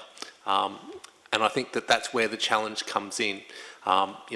We can use some of the frameworks that we have, so some of the conversations that we had on the first day around data quality frameworks I think are very, very useful in this space because they talk about some of the trade-offs. And when we discuss some of those issues, and I think the colleagues from India were talking about that very much, we trade off potentially accuracy for timeliness when we talk about doing things such as nowcasting of data. And I think it's probably a good reflection to say that those types of things are probably outside the scope of official statistics. But what I would say is that we still have a role to play in terms of giving some understanding as to the appropriateness of how those statistics can or should be used. And again, the frameworks that we use provide a way that we can have that meaningful conversation. And that's regardless of whether these are official statistics in terms of, like say, things that we use that are published by the official statistical offices, or other statistical products such as forecasts, nowcasts, etc. Thank you. Thank you. And yes, Övünç. Thank you for the presentations. I'd like to ask a question to Mr. Anirban. On the 11th slide of your presentation, Google search intensity is almost shown as almost a perfect leading indicator of growth. Is that correct? Because it's obtained from prior to the growth numbers, right? Yeah, exactly. So basically, as the economy starts experiencing the slackness or kind of a heightened activity, that should be reflected somewhere. But the problem with, it's not a problem, is a time lag of official statistics for which we get the data at a later stage. But this is a data which is available even on a weekly basis. So you can start tracking those before it actually start happening. and before the official statistics come in. So this is basically a way to look into your state of the economy before actually the farm data is available. So that's helpful for policy making. Thank you. Yes, please. Thank you very much. I just would like to continue just John just speak on the big data, and thank you very much for the speaker on as well Indonesia and China. As I understand that the big data is not really appropriate the way construction. So we need use a lot of time to understand how to we reconstruct the data. So my question is how for example, the Indonesia and also China, the start point on your reconstruct the structure of the data on the big data, which is already for the analyze. I also understand that the China already have some agreement with the big company, for example, Alibaba. That we get the full set of the statistic already for the statistician to analyze somehow. So I also would like to know that you have any specific software or I don't know, computer tool to deal with those kind of data. For example, in Indonesia, also mentioned that 7 million Twitter. So how we do that 7 million? It's not only Twitter, but also from the Facebook, and difficult to ask for the start point on the proper way on the research. Thank you. Would you like to answer, John? Thank you. There are two challenges we must face on using big data, I think. I mentioned that the NBS started the agreement with 17 companies, but they are reluctant to share their big data with us, maybe commercial secrets and something like this. So I think there. In fact, I think the important thing is the big data is most of big data are structured data, and most of staff in NBS are good at traditional data deals, but we don't know how to how to change the unstructured data into structured data. We try to buy some service from companies to generate some indicators by using big data, but we found that the companies can't fully understand their statistical needs. So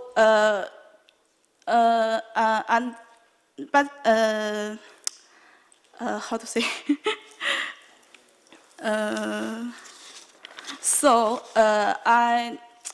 It's a pity that we haven't any indicators released. We haven't any released indicators generated by big data. As the Indonesia mentioned, tourism statistics. In fact, in China, we use using big data to generate tourism statistics several years ago. But in China, official statistics consists of central statistics, departmental statistics, and regional statistics.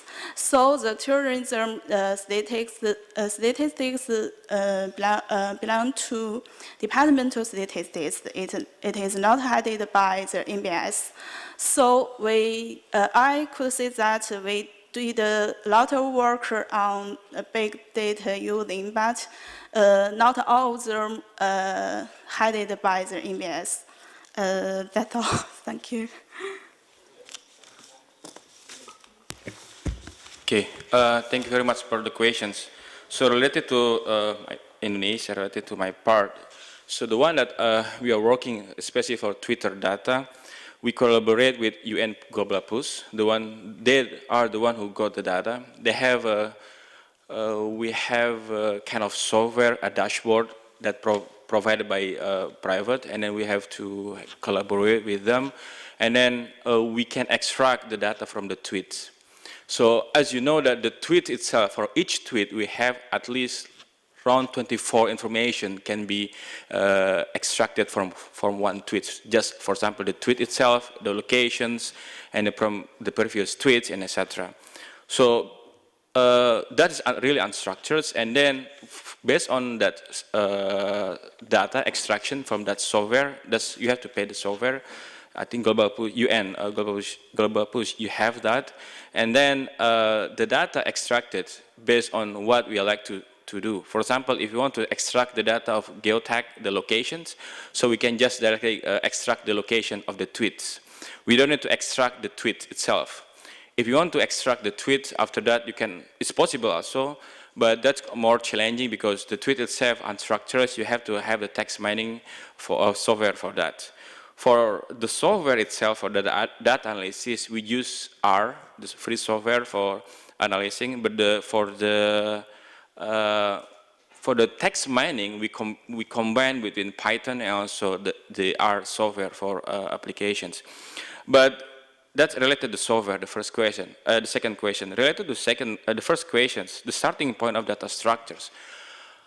In the beginning of our research, we tried to observe what we have from the data, from the big data. It can be from the Google search, what we can get from there, and from the tweets, even from the crowdsourcings, and how the data are unstructured, and how we can structure them. Of course, that's challenging to structure the unstructured data. There are some, we start to find like some similarities of those unstructured data that can be structured. So we know the structured information, we can analyze further for different analysis. That's my my experience in our project. Thank you. Thank you. Yes, please. I'd like to ask, one of the things when embarking in a big data is the cost itself. This is basically when you're talking about the software, it's not as much as the storage cost going to be. Yeah. How is the collaboration between all the presenters?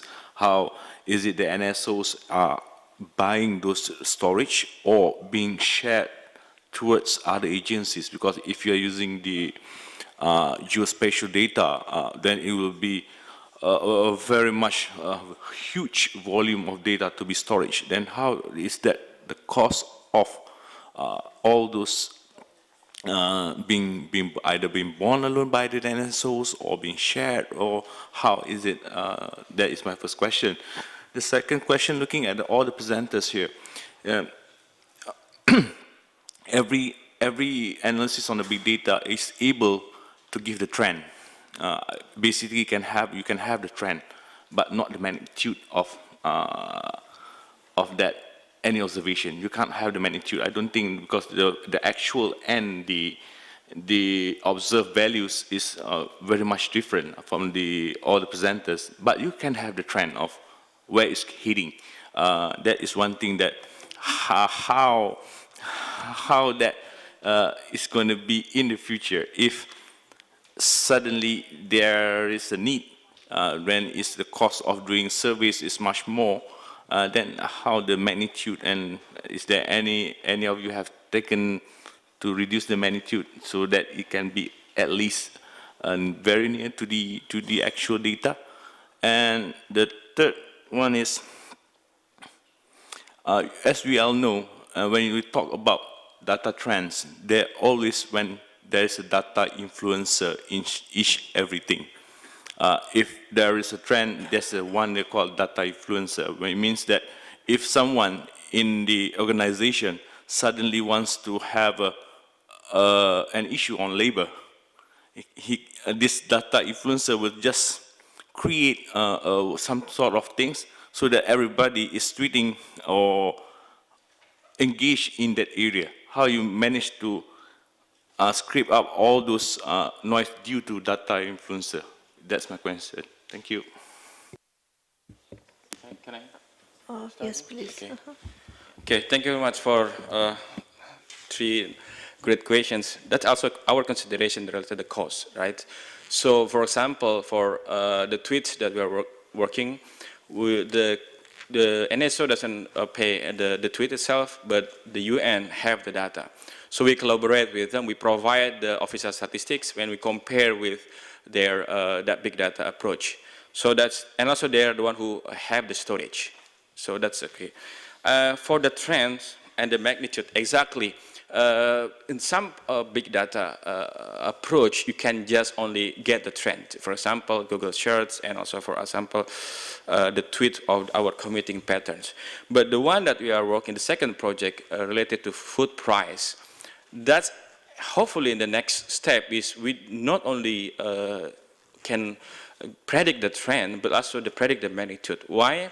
Why now we are different? Because the Pulse Lab, the premise, when they did the survey, they don't check, they don't like discuss with us what kind of commodities and also the definition, etc. So we cannot compare them, right? So the plan of that project, actually, we try to see the cost. We have to kind of cost-effective study, whether it's better to have a survey or whether we have this kind of crowdsourcing. And then, of course, with that crowdsourcing, we have to define exactly what will be the commodities, what will be the value, and etc. That's actually the next step, to make sure that the commodities could be the same price. But the data influencer, exactly. If you are talking about tweets or a lot of bots, right? Bots means that the noise is so big. So that's the first challenge. That's why we put, for example, spline. So it's not that affected by the outlier about by the extreme values, but also the extreme values actually when they do kind of retweet, for example, the tweets and the influencer come from, for example, from Ministry of Health, for example, or kind of from the king or from etc. That also need to take it out, because unless you see some like inflation or even like downwards of values. But a challenge for this big data analytics. Thanks. Basically in India, Reserve Bank started developing an infrastructure to manage this big data. It was part of a data warehousing project, but a separate environment was created in Hadoop, which deals with this kind of high volume data. We also collect some, we are in constant touch with different online agencies and crowdsourcing. Like in India, Nielsen does a very large level of crowdsourcing of both consumption data as well as the price data. So we are in like constant discussion with them. Regarding the third point, which is very interesting, is that one of the major challenges, and that we cannot avoid, is that the level of noise in the data itself. One of the source of the noise is that is a highly behavioral pattern which comes up, and we have to extract, we have to devise some mechanism which takes out this behavioral part. But as you know, like it's a very difficult, very challenging task. So what we come up with is like what my Indonesian colleague said, that we resort to different statistical methodology to remove some sort of noise from the data, but it is not sufficient. So it is basically that the mainstream statistics has to come up with this kind of mechanism which is particularly suitable in this data framework, and that we can extend. It's not just like our existing tools of like the standard error or the variability, that does not suffice in this particular context.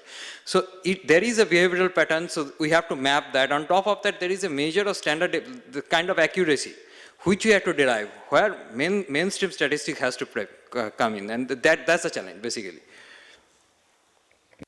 Okay, thank you. You want to add? Okay. In case of mobile positioning data is obtained by mobile network operator, that is Telkomsel. Telkomsel has collaboration with Ministry of Tourism, Republic of Indonesia. So BPS Statistics Indonesia got the data from Ministry of Tourism, and Ministry of Tourism that pay the data from Telkomsel. For the future, BPS will do kind of memorandum of understanding to increase the coverage of MNO, not only with Telkomsel, but also with the other operators. Thank you. So we can have one last quick question. Part of my question is being answered by Mr. Sanyal and all panelists. Being an official statistician, I just want to know what are the papers presented by all of you?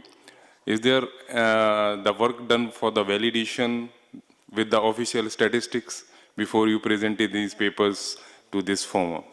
Thank you. I mean, work done for validation meaning what? I mean, see, what we are trying to say here is basically that, there is a data gap or information gap, which at least in the, the paper which I presented, there are, all these papers are trying to use this new source of data to gauge certain things which is not known as it stands today.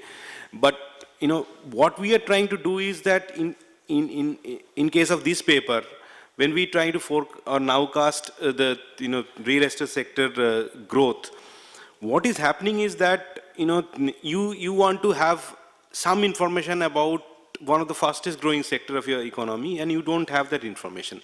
Now, one option is that you don't look at anything. I mean, you just look at whatever the real estate sector growth which is available for last quarter, previous quarters and all.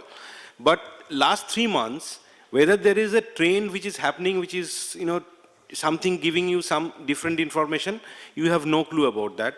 Now, one option is that you just, there are time series methodologies which uses this old information and that will now cost something. Now, the whole question is that whether this, pending this information availability, whether this new source of data can add some value or not.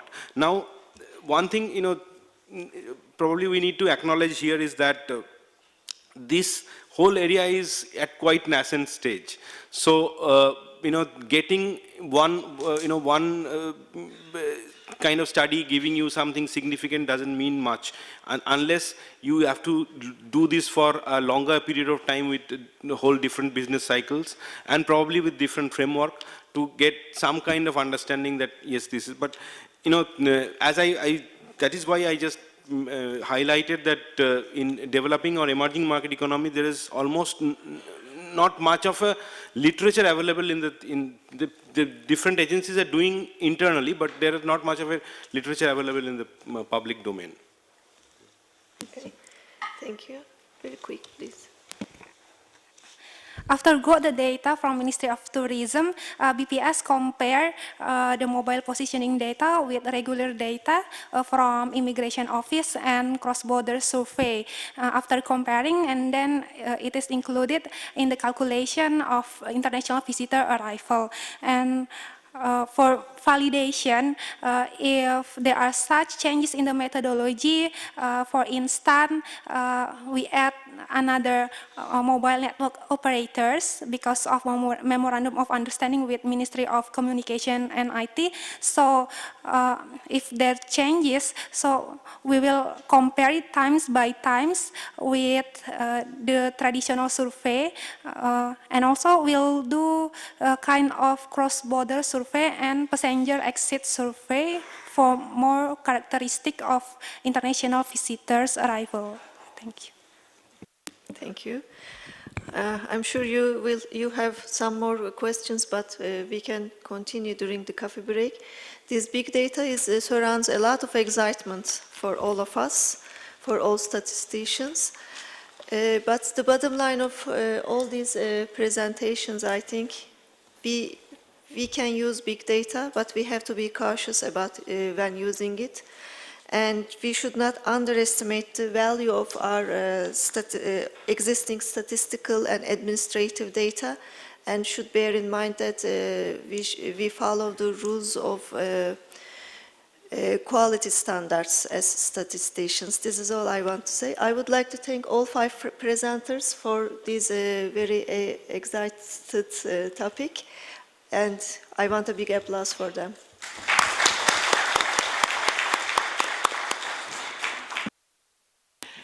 Thank you very much, Aycan, and thanks to all the presenters, including yourself, for a very interesting session. So this is a very current topic, and I'm sure that this is also a topic we could continue with for a few days, or maybe a seminar of its own.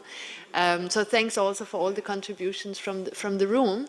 So what we will do now is to break for a 15-minute coffee break, and we'll get back to another very current topic, namely economic statistics for the Sustainable Development Goals. So enjoy your coffee break, and I will also ask those of you who are a member of the task force on statistical business registers to just join me over here for a little discussion during the break. Okay, thank you, and see you very shortly back in the room. So let's aim for 11:20 to be in here again. Yeah, thank you.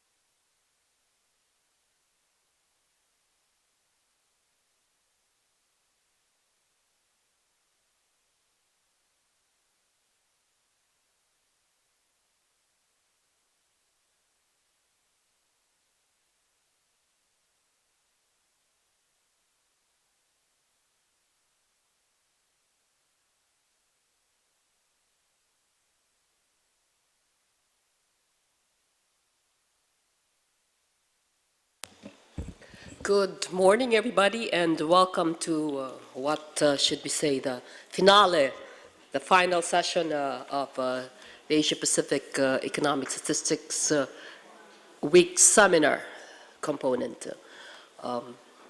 We have for this session a set of, it would seem to me, the dissemination session had a less number of papers, but this one follows suit. However, in terms of, is it possible to get, okay, thank you. So just up front, and you all know this, there are 3 papers that will be presented, and the perspectives that they offer, the information that they share, give us actually alternate options, gives us food for thought on how to answer essentially the question, how do our countries contribute to, through statistics, and in particular through economic statistics, how do we contribute to the implementation of the Sustainable Development Goals. We are going to make the presentation of the papers in the order as you see above. First, we get from our speaker, Vung Uysal, Mr. Uysal, and co-authored by Asli Asik Yavuz, an overview and then some insights on how they have addressed this within the statistical system, okay, so official statistical system. And then our next 2 papers are actually papers that have not been written by official statisticians, but which deal with the issues also that we face and provide us with ideas on how we could approach the problem of data gaps and data availability. That in particular would be the second paper on generating complementary measures of income and poverty, which is going to be presented by, is this doctor or soon to be? No, it's doctor. Dr. Ramaprasad Rajaram and the co-author Radhika Azrani. And the third paper actually brings us back to when these discussions were initiated, the way back in the World Conference on Environment and Development, and brings to our attention a report that came out of a commission that was created way back in the early 80s, if I'm correct. The information presented in this paper gives us an idea of how we actually can make an assessment of progress on achieving sustainable development, where the 3, and in fact, she introduces 4 dimensions of sustainable development are interlinked, rather than what sometimes we feel in terms of looking at the list of indicators in the available frameworks are one-dimensional. In this case, there's an effort to do the interlinkages across 4 dimensions. Let me just provide a context. We know, I picked up this visual because it is supposed to tell us, remind us, like I said, there are 3 dimensions, economic, social, and the environment. In this case, the words that are used are the economy, the society, and the biosphere. Translating it in terms of physical ideas, and it gives us sort of an idea of what goals are highlighted or highlight the specific dimension, but at the same time it reminds us that all of these are interlinked. I would also want to bring to your attention the fact that we have actually made a study that mapped the core set of economic statistics which you've heard about at various points in this seminar. the core set of economic statistics, which is the foundations of our regional program to improve economic statistics, and its link to the Sustainable Development Goal indicators. And for the 7 domains that comprise the way we have defined that core set, this graph pulled out from last year's study, which the steering group for this program looked into, shows that in fact there are 96 indicators that would require economic statistics or statistics in order, or data, economic data, in order to put together the relevant indicators. And the high bars there show, of course, that there's a lot, and we already know that, relating to the natural resources and the environment, and on-demand and output, for instance. So just to put in context, so that when we listen to the presentations, we can focus our attention on this information. I would also like to share, this is actually in advance, and in fact I have said that after this presentation we're going to remove it from the official PowerPoint presentation that we're going to post on the web, because this is work in progress, and the official publication for this that the Statistics Division is doing along with some of our statistical partners in the region. We are working with your data, okay, in order to come out with an assessment of progress at the regional level. Okay. And this chart just very briefly gives you an idea of how we are thinking in terms of assessing regional progress. Green, red, and I'm sorry, the blue bars, that would give you an indication of the rates of progress in a visual manner. But one of the things that that we emphasize here is that, in fact, in order to come out with regional, at least a regional assessment of progress, we need to work with individual member states' data. And for goal 10 or 13 on climate action, because there is not enough information, not enough data from countries, we are unable, in fact, to make an assessment, which is indicative of what is it that is available or not available at this point. If you break down that assessment into specific indicators, you also further will notice that you have 230 indicators scattered across 17 goals. In fact, in this case, we're just putting the 16. You're going to see that in order to come up with a regional assessment, we need at least, we tried very hard to use as much information that was available here, but there were some goals wherein we could only use one particular indicator in order to represent progress along those lines. Again, this tells us as to the state of availability of indicators that can be utilized. Okay.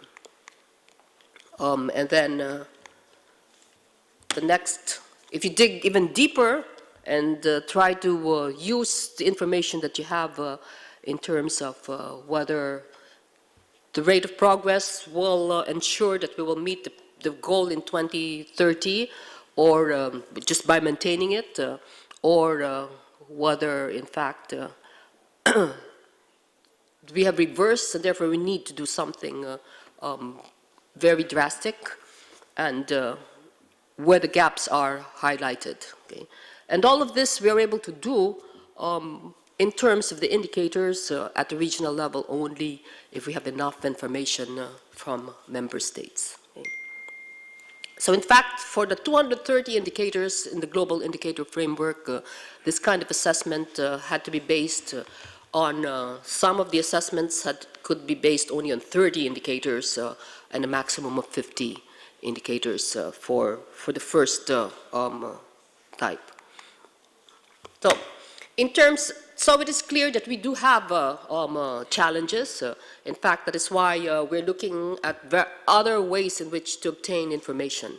And the big data session illustrated one area in which we're trying to look at to supplement the information we have from what we call the traditional data sources.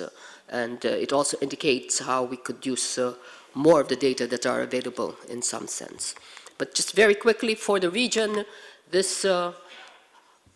all of these challenges that have come out for statisticians and for those who try to improve the state of statistics, we had agreed as a group that we also had our own dream for 2030, and that is that the national statistical systems are enabled and empowered to lead the delivery of the data and information that would be needed to support SDGs implementation. And for that dream, we came down to earth and said there's certain actions that we need to take. There's certain areas in which we need forums, for example, like this, where you have, yes, a lot of producers, but also users of data, because we need to engage everybody in the community in order that we get the right investments, the right attention, the right, in order that we're more effective in our advocacy for better quality and trust in statistics. And then many of the sessions here actually contributed to actions that are needed on the technical aspect of statistics, the integration of statistics for integrated analysis, and some of the papers here will actually highlight those as well, and modernizing statistical business processes. Many of your papers addressed these areas. In the plenary discussions, there was quite a bit of discussion on then what is it, how then do we improve? What are the kind of the skills that are going to be needed for this? Why aren't we moving in certain areas? And so there's certain actions that need to be taken along these lines. This program for economic statistics is a regional steering group, and last year they started looking at, the members started looking at this challenge, the link between SDGs and economic statistics. The link, it's not just the data, and I heard that in the last session, it's not just the data per se, but how is it that economic statistics can indeed influence the implementation of SDGs and achieving the goals. And the reverse, how would the SDGs be leveraged so that we get enough and more attention to improving the statistics that we need for this. So, if you bear all of these things in mind, I would now like to start the presentations for the papers that were very carefully prepared by the authors. To begin with, I would like to call Mr. Uysal to talk about the Turkish statistical system and the thoughts related to this topic.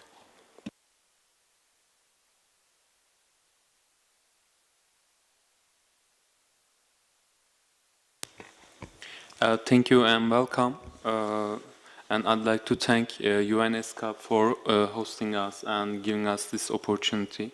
And I also want to thank them for the Collective Vision 2030 document and its action areas and solid action proposals, which we also support. And also their working paper on tracking progress towards the SDGs is closely examined by us. I'd like to thank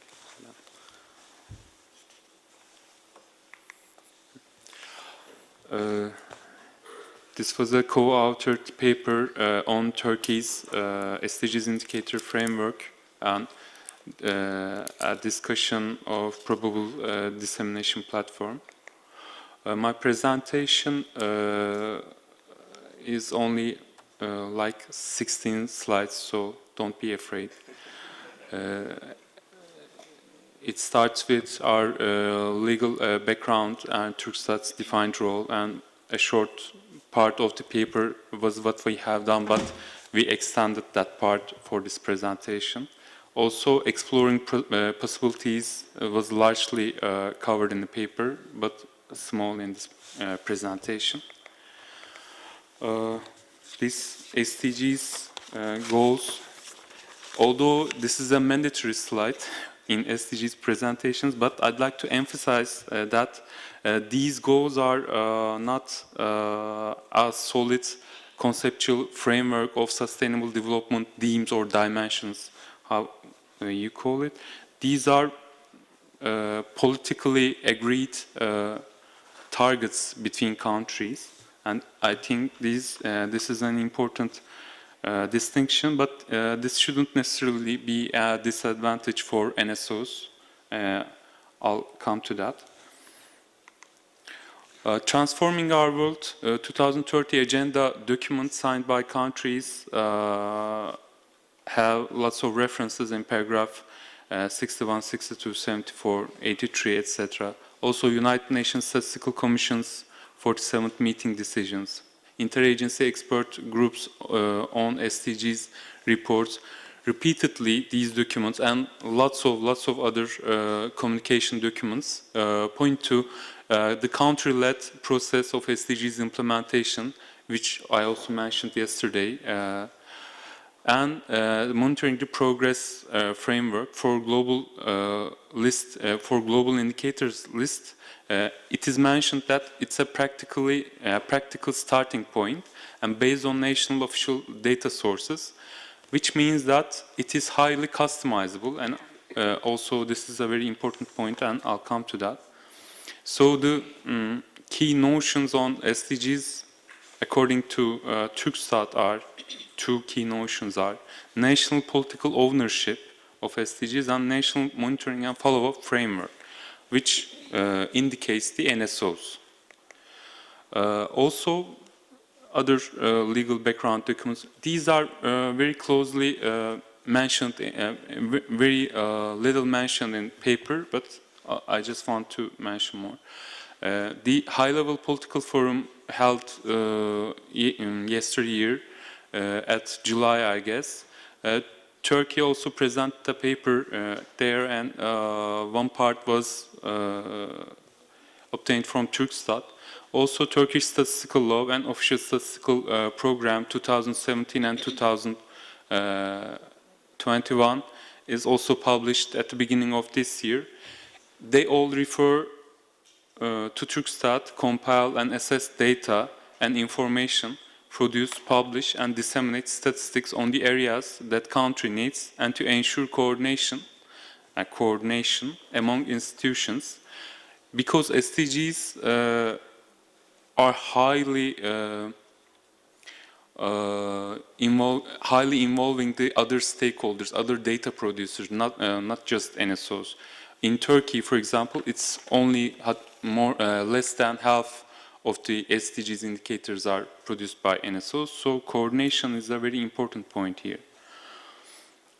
Defines Turkstat role is national coordinator on compiling, assessing, and transmitting, and also producing or help to produce statistical indicators for SDGs. What we have done until this day, we conducted a two-level coordination and consultation on international level, on national level. On international level, we actively contributed to 6 different stages of global consultations on indicators, mainly held by interagency expert group, previously United Nations Statistical Division. Also participate in discussions and consult on the formulation of indicators, UNDP, UNFPA, UNSC, etc. Participate on regional working groups, and still member, my head of department, Esengül Tankulu, is a member of steering group on roadmap for SDGs. I was a member of the task force for adjusting stats framework according to SDGs. We also contributed to UNEC pilot study with 7 other countries. On national level, a stock-taking study has been conducted. I don't want to go into detail because I'd like to keep it into 10 minutes. Some details of available and non-available indicators were examined, as you can see in the slide. On national level, the result of inventory work obtained as of 2016, this was held in March to April 2016. We immediately started when the UNSC accepted the Global Indicator Framework, the 2030 indicators, but now this year that structure was changed on a major level, I guess. 109 indicators was produced disregarding the disaggregations, and 132 indicators are not produced. But I can say that 132 doesn't mean that all of them are relevant in Turkish statistical system. So you can say that disregarding the disaggregations, 45% is produced, but when you look at fully available indicators, that ratio decreases to 33%. This means that a very wide area for statistical capacity building is available. And I know from the UNEC region, from many advanced and developed statistical systems, I can give solid examples like Canada, France, even Germany, that even for fully available indicators, none of the countries can access 45%, 50%. So this statistical capacity building need is valid for every country. Results of inventory work obtained as of 2016 also. As you see, the producing institution is less than half is Turkstat, and the 52% is external institutions. Also, only for the relevant indicators, 29 indicators can be in the future produced by Turkstat, and 82 indicators can be produced by external institutions. So, making them produce and changing their business as usual is a very important point of NSO's role. I'd like to skip this slide, but it's in the presentation, so if anyone wants to look at the distribution of available, unavailable indicators in per goal, you can examine it. And I also want to skip this slide also. It summarizes what I have already explained.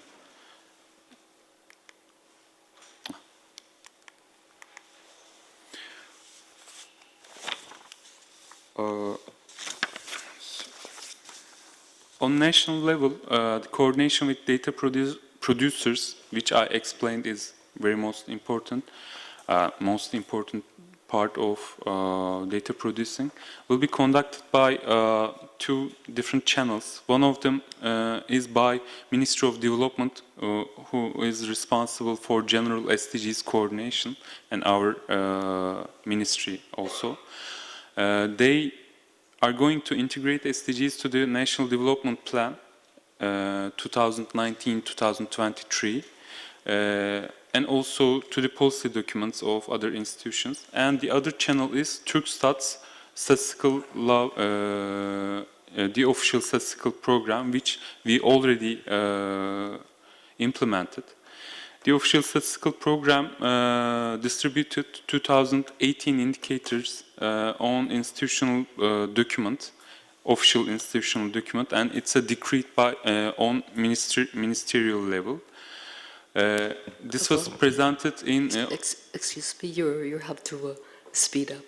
Oh, okay. Your 10 minutes is almost over. Okay. Okay. We presented official statistical program in thematic working groups and informed statistical council, which is the main framework. I also want to skip this slide, which explains what we are going to do, discuss to do. The need for a solid conceptual framework is needed, because I explained that SDGs, goals and targets are political agreed document, but you have to measure a solid SDG, sustainable development framework, because there's no agreed upon measure for well-being and there's no agreed upon measure for 3 capital stock levels. I mean, social, economical, and environmental, which will designate the future well-being. Different conceptual frameworks are attempt to address these problems. We will look into detail the OECD's logical framework, OECD's well-being framework, which we already have studied very closely. European Environment Agency's DIPSR framework, CES recommendations framework, Swiss FSO's MONE framework. For indicators, we revised the literature. For general framework, we also revised the literature on indicator lists, indicator frameworks, composite index indicators, scoreboards, and dashboards.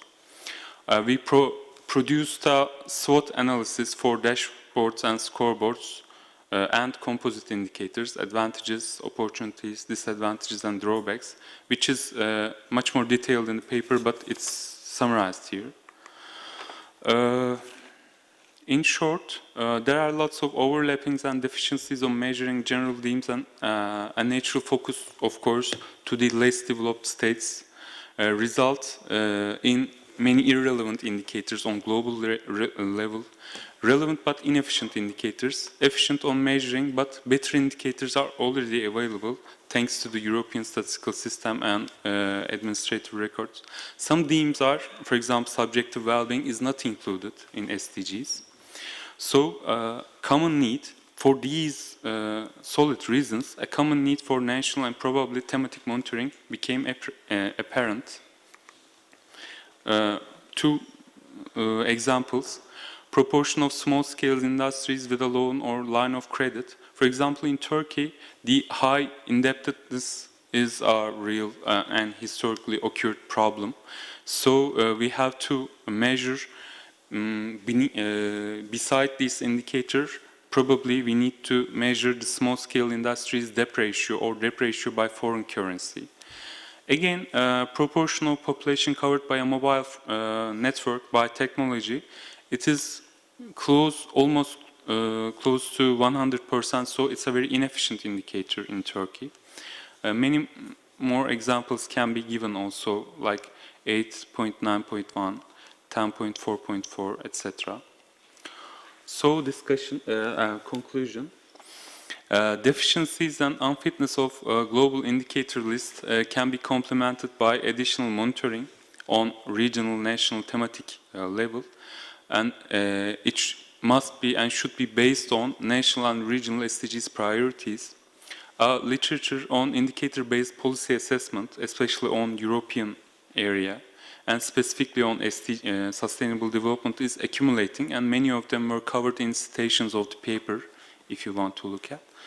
And dissemination type of SDGs indicators will be of critical importance, which we want to use as Malaysian delegation proposed storyboard, but I like to call it dashboard because story implies your comments.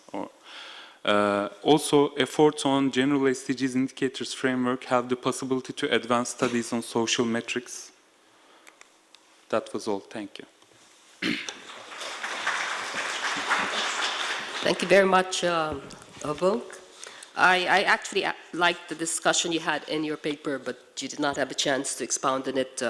But maybe in the discussion that follows, the ones where you differentiated between the advantages and disadvantages, in fact, of dashboards, the use of indicator sets, composite indicators, and then your discussion in the conceptual framework. So that was very informative. I would like to apologize, I did not introduce him, but you might actually have met him in the various informal sessions, but just to right a wrong. Mr. Uysal is a Turkstat expert and has been working for the coordination of SDGs indicators. I think that was quite evident. At the national level, he has been participating in quite a few international platforms. He's an economics expert, has been with Turkstat for more than 11 years, and has experience in the construction of the well-being index for provinces of Turkey. That would also have been an interesting insights in general. Now, so that is Mr. and just to organize this session again, because the topics that are presented are quite different in a sense, I'm going to entertain about 5 minutes of discussion at this point in relation to the issues that were touched on by Ovok. One or two interventions at this point are welcome.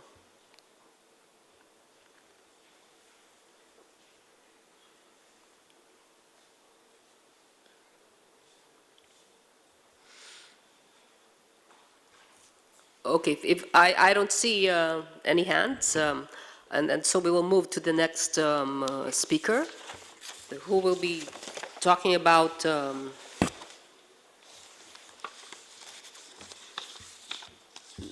generating complementary measures on income and poverty through maternal and child health data. That should prove quite a good perspective. This will be presented by Dr. Rama Prasad Rajaram, who is a development economist focusing on research and understanding and quantifying social issues such as public health, gender, and poverty.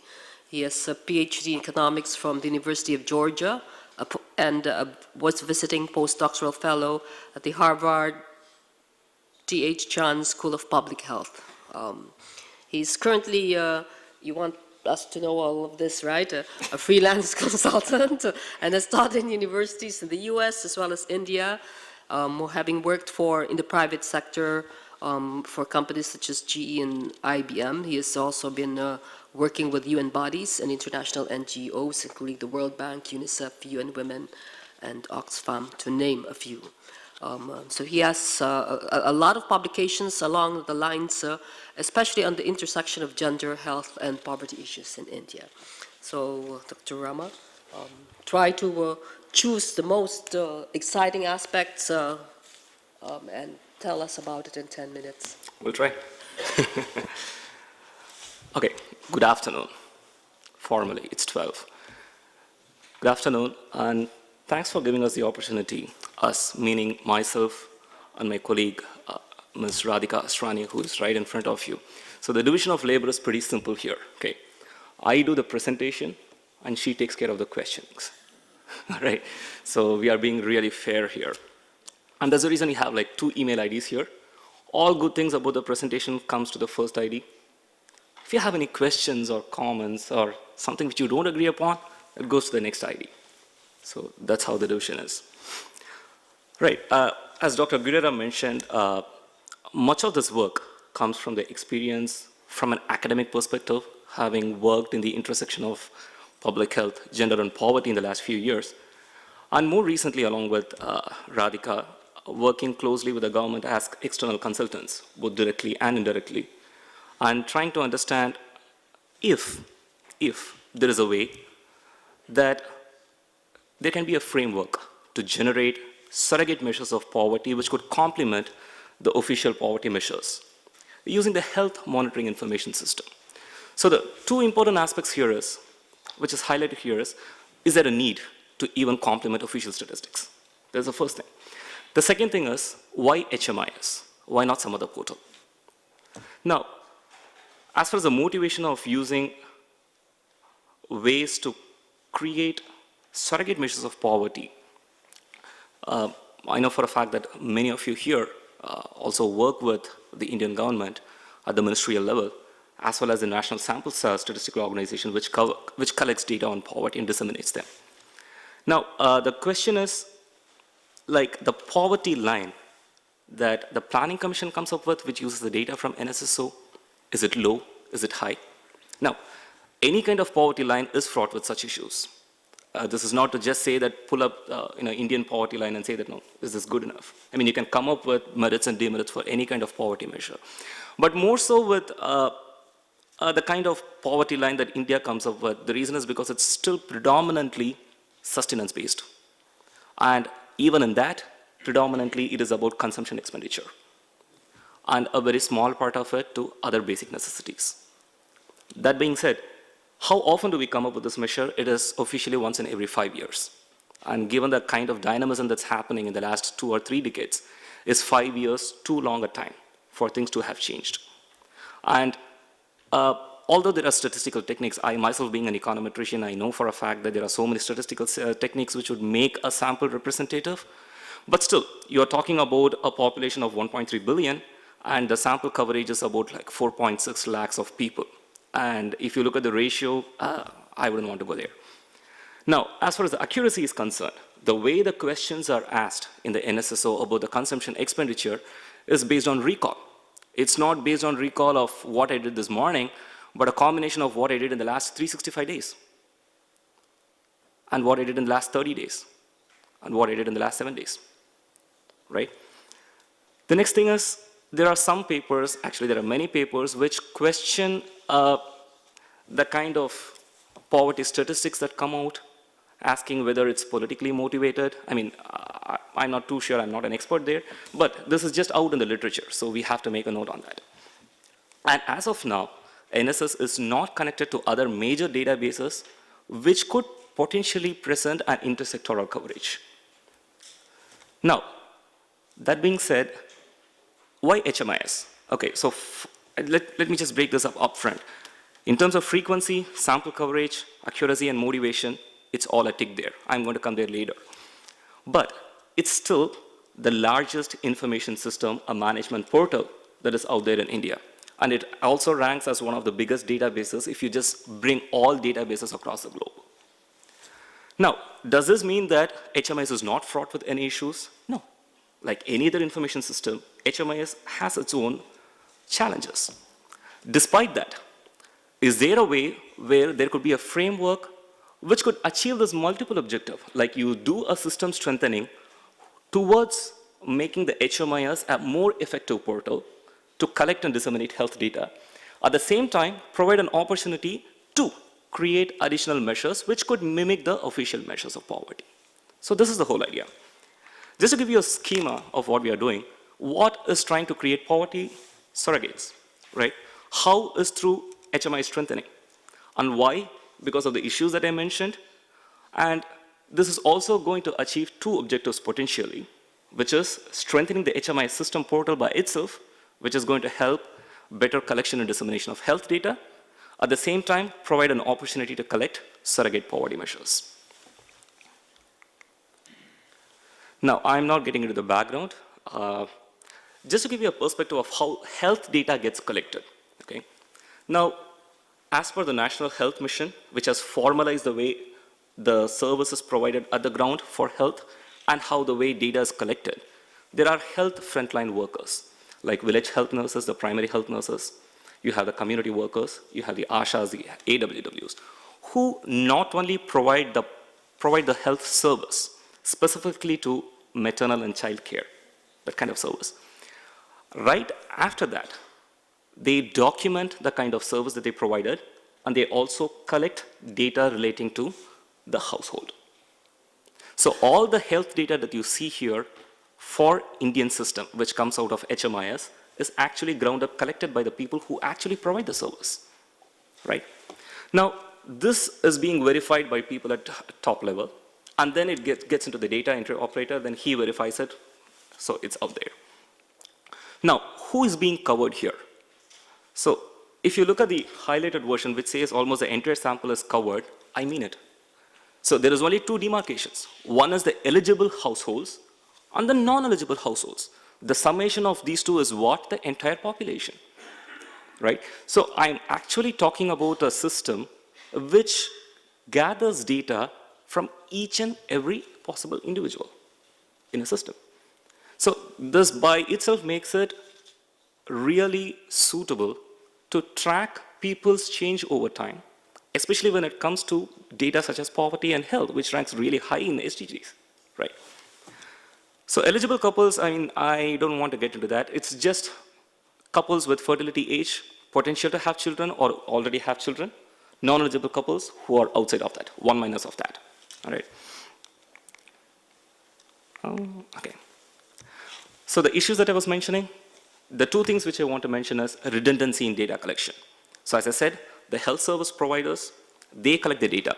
So they collect it at the point of service, which means that they have to document it in their own notes, which gets then added on to the sub-register, which then goes to the main register. Up until this point, it's all the same data, So we're talking about data redundancy in collection, and we are talking about 3.5 hours of additional work every day, which translates to roughly, if you just look at the staff cost, it's about 30%. This is what we are talking about. And in terms of connectivity issues, yeah, there is a lot that is going on. So this we also got it confirmed. This is something which you will find from a lot of studies. This is something which we also validated through our own field visits to 3 different states. And we chose areas which were like peri-urban, totally urban, and totally rural. So this is almost the same scenario everywhere. Given these issues, can HMIS still be an effective portal to track surrogate measures? Now, the answer could be yes. As I said before, we are trying to do 2 things here, right? As much as it sounds ambitious. You are doing a system strengthening at the HMIS level. You're also collecting additional poverty measures. Now the question is, can we use the same kind of NSS data appended to an HMIS portal? So when the health service workers goes to the household, can they just use the questionnaire from NSSO and collect the same kind of data? The answer is maybe not, because the objectives are different. Here the objective was to provide service, that to an emergency service. So data collection is perhaps not the most important thing there, right? You're dealing with life. The other thing is, sure, let's distract from all these things and say that you ask these questions from NSSO, it will take 3.5 hours. So it's not feasible. Now, is there any other survey that tracks poverty measure? Yes. Here I have to bring in another survey that happens, which is called, it's not a survey, it's a census, socioeconomic census, which is done at the state level. As much as NSS produces this data on poverty, for allocations of fund from the center to the state, each state then takes that number and identifies who among them is poor. So identification happens through the SECC, which is the socioeconomic census. Identification doesn't happen through NSS, right? So all it would say is, in this arena, 40 people are poor. SECC would say, out of those 40, who is actually poor, right? How am I doing on time? Bad? All right. I'll just take a minute or 2 at the most. So the framework here is, as of now, HMIS produces health data, nothing more. And is this health data completely accurate or close to accurate? Maybe not. Is there a way to come around this? Yes. The simplest solution is there a way we could digitize the entire thing? Can we have like personal devices which would avoid these redundancies, make life easier for field level workers, so that after the time of providing the service, you just enter these data in a personal device, which gets automatically connected to the HMIS and makes data real-time available. Now, the additional set of questions in the SECC framework is not going to take more than 10 minutes. So that seems to be a feasible option. It also provides you an option of asking additional questions, since it's just 15 minutes, on empowerment, which could actually help us triangulate various things. It could help us come up with multidimensional indices. At the same time, it could help us for internal and external validation. It could say, based on these SECC measures, I see a strong correlation between the poverty of these households with the specific health outcomes. That is the internal validity. And over time, I would know that how SECC or the SECC kind of framework provides a poverty estimates as if it is comparable to the official statistics produced by NSS. It's going to take half a minute. I would just like to focus on this graph. So there are basically 2 possibilities, right? One, SECC could just mimic what the official statistics say. So you see almost a parallel kind of curves, right? Or the other could be, what you collect in terms of poverty surrogates could be way different from what the official statistics say. And this is where you need a lot of interrogation. This is where you would say, is there an issue with NSS or is there an issue with SECC? Because both of them are used right now. Of course, for different purposes, but both of them reveal socioeconomic status of people. So that becomes an important thing for us to think about. So what are we saying here? HMIS can be used as an effective portal to not only help collect surrogate measures of poverty data, which officially has been fraught with certain issues, but also help in effectively collecting health data. At the same time, you don't have to just restrict yourself with consumption kind of questions. There could be income or asset-based questions, which is still being officially used, not at the central level, but at the state level. The methods, a straightforward answer could be digitization. Is it feasible? Yes. I didn't have the time to go over that. So if there are questions on digitization feasibility, yes, I can talk about that at the end of the seminar.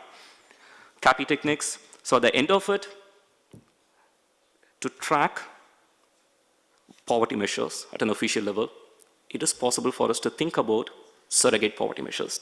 And that can be achieved by an existing system which is already covering almost the entire universe. So that is a potential tool for us to use, which is going to help us monitor and track SDG goals, which the two goals which are like really ranked high, which is poverty and health. So thanks. As I said, just remember those two emails. Good comments come to me, and the not so good ones to the other email ID. All right, thank you. Yeah, thank you very much, Ram. Actually, if you translate what you have said into what statisticians use as to language, you'd actually demonstrated how better use of administrative data represented by the HMIS. You provided a model what kind of better use can be thought of in this case. It also brings to mind one of the issues that we are working with currently, methodological. Again, the language is data integration, because you provided your proposed framework, in fact, illustrated very clearly. You have the HMIS, you have inputs from various existing surveys, and then there was a proposal on how you could use additional household population survey-based components and input this into the data and all integrated together. And the issues that surround it, you put that out.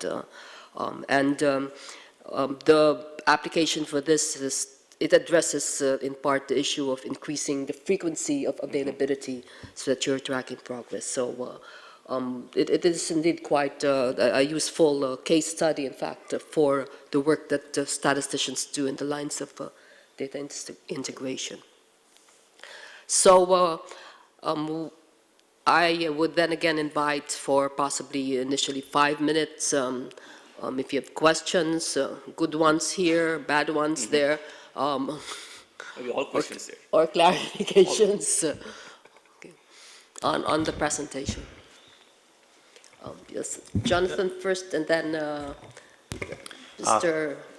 Baas. Thank you, Chair, and thank you for that very interesting presentation. I think that, as Marge has pointed out, the administrative data is very much at the forefront of what we've been talking about. Obviously, in a very different context around things like big data, statistical business registers, and the like.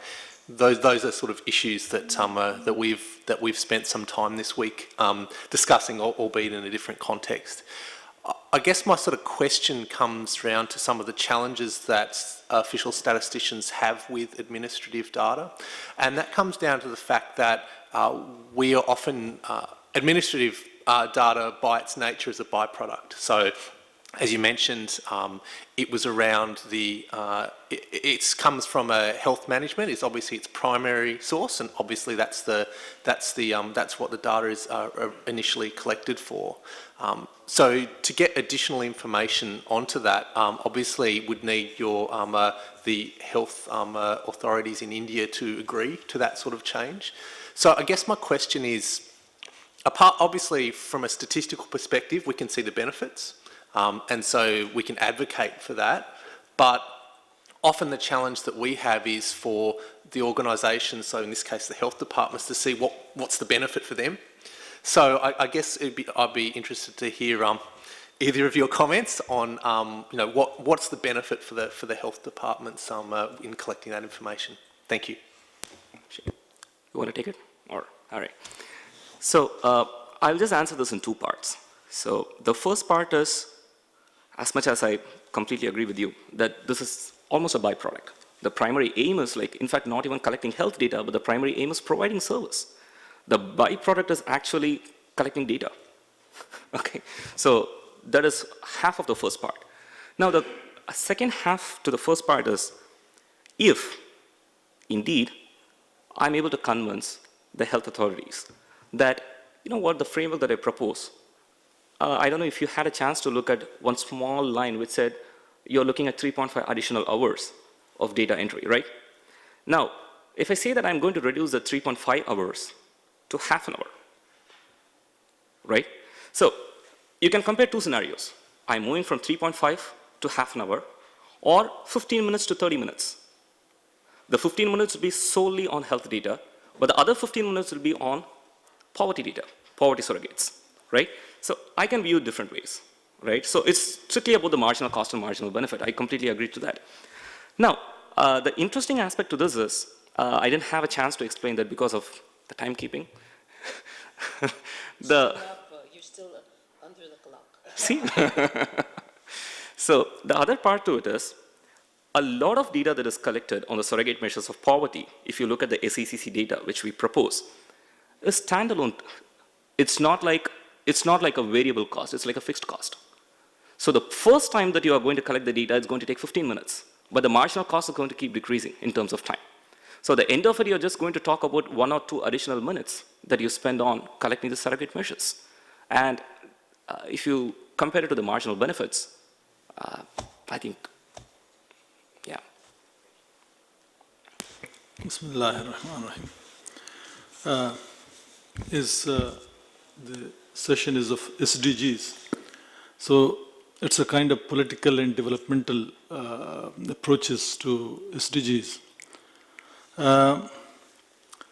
In your presentation, what we assume that there is a service statistics, that is a supply side. And another, we usually want to have a demand side statistics which comes through service. And computing the indicators from supply side may not be that much adequate as coming from the demand side. And the best way would be how to bridge them, the supply side and the demand side, so that the indicators could be powerfully addressed. In our country, what we do, we also collect the data, contraceptive performance data, a kind of that, which is HMIS data, which the health people are generating. And there is another survey, PSLM survey, Pakistan Social and Living Standard Survey. You know all these things. So this is collected by, and then the two components are sent together to the ministry, and the relevant ministry who is tasked for the preparing poverty lines or poverty estimates. So they are bridging the two. How they are bridging, this is important for them. And of course, this is political and developmental issue. So they will be entrusted in their own way. But still, the data, the bridging of the two components is much important in this case. This, I think, would be definitely in India as well. Yeah, thanks for the question.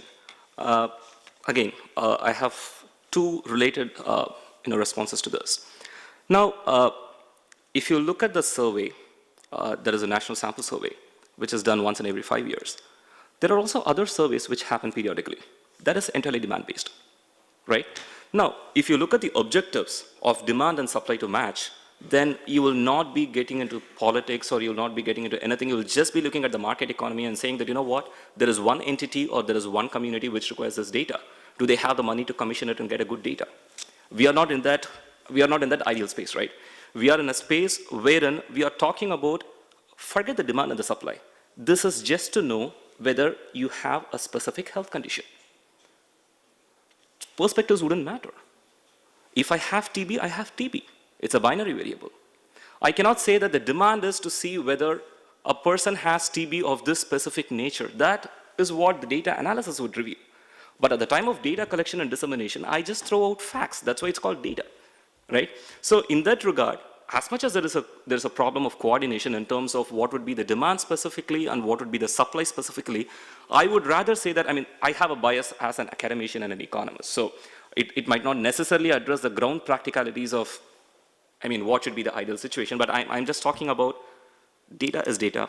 It's about health. It's about economic well-being. Whether somebody demands or somebody subs, data would be the same. The information would be the same.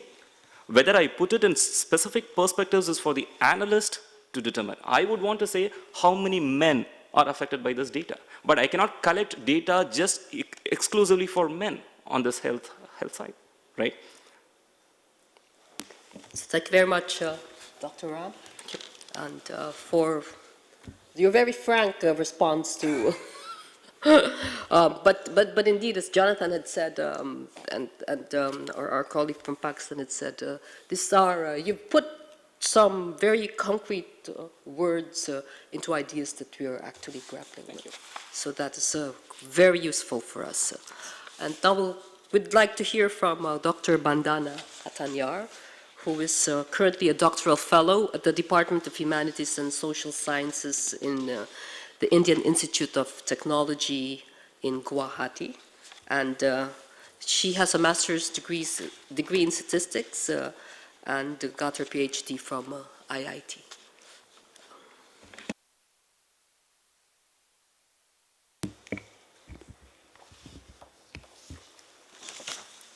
Very good afternoon to all. I am Dr. Bandana Atanyar from Indian Institute of Technology, as already told. Indian Institute of Technology, Guwahati, it's situated in Assam, the state of Assam. It's northeast corner of India. So I am talking on natural versus man-made capital in Asia and assessment through sustainable development space.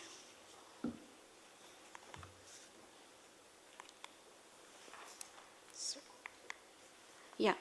So the Brundtland definition of sustainable development has officially established the nexus between society, growth, and environment, which are the three pillars, which is recognized as the three pillars of economic and sustainable development. Out of these three pillars, the weakest pillar is actually the society, as per the literature. So society needs growth and development to fulfill the basic human needs. But sustainable development talks about the needs of the group, which is actually more in number, but with very few opportunities in terms of employment, food, energy, housing, water supply, sanitation, and healthcare, etc. So the present challenge for long-term ecological sustainability is the consumption beyond these basic minimum needs of the people.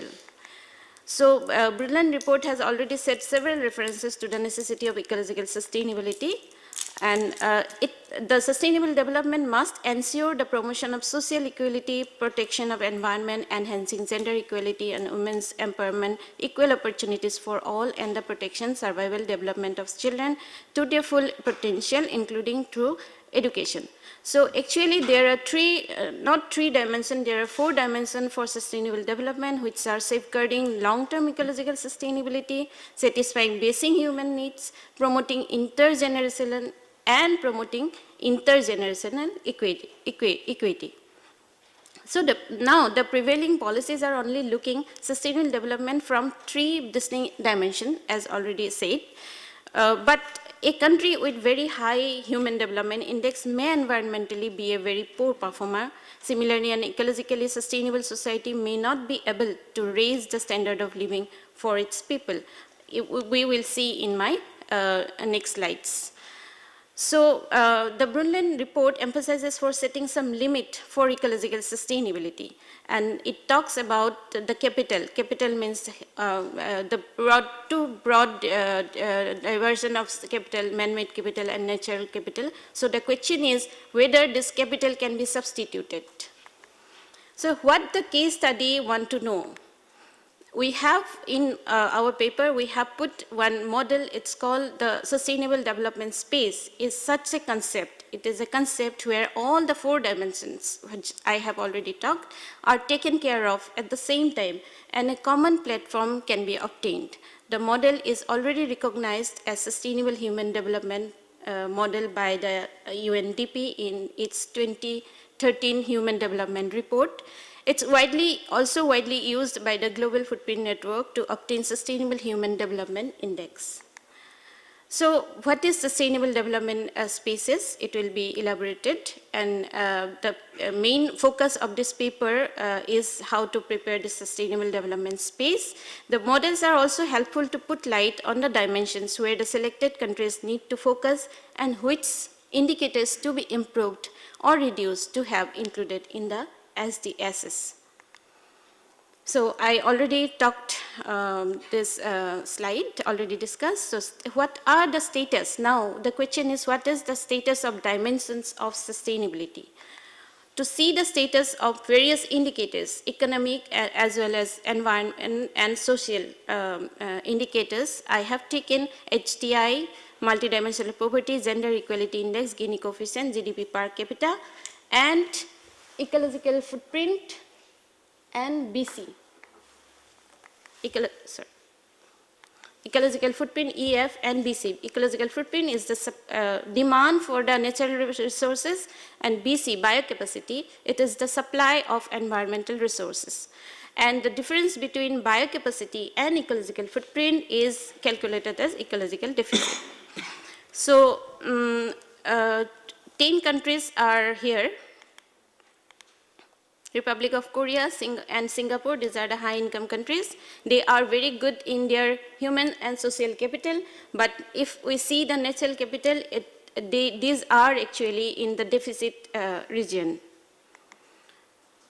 And upper middle income countries, they are also, they are successful in reducing their poverty to a greater extent. They are very good in gender equality index also, but their Gini coefficient, which is income inequality, is still very high.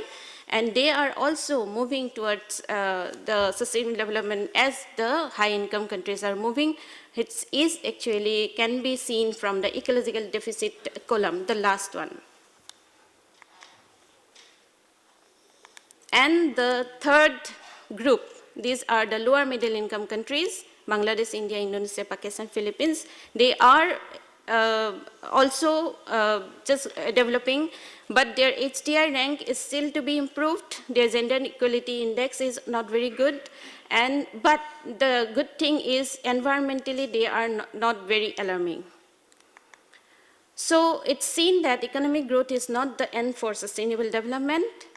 And to see how these countries are moving towards all the 4 dimensions of sustainable development, appropriate indicators were selected for this paper and threshold values were assigned that need to be met for development to be deemed sustainable. All the threshold values should be met as soon as possible. The 4 threshold values form a 4-dimensional space which is called the sustainable development space. These are the thresholds. So for first dimension, the indicator is per capita ecological footprint, which should be, the threshold is calculated for 2030 as maximum 2.29 global per hectare. For satisfying basic human need, human development index is taken as the indicator. Minimum 0.611 should be there. Promoting intergenerational equity, Gini coefficient is taken, which is maximum 40.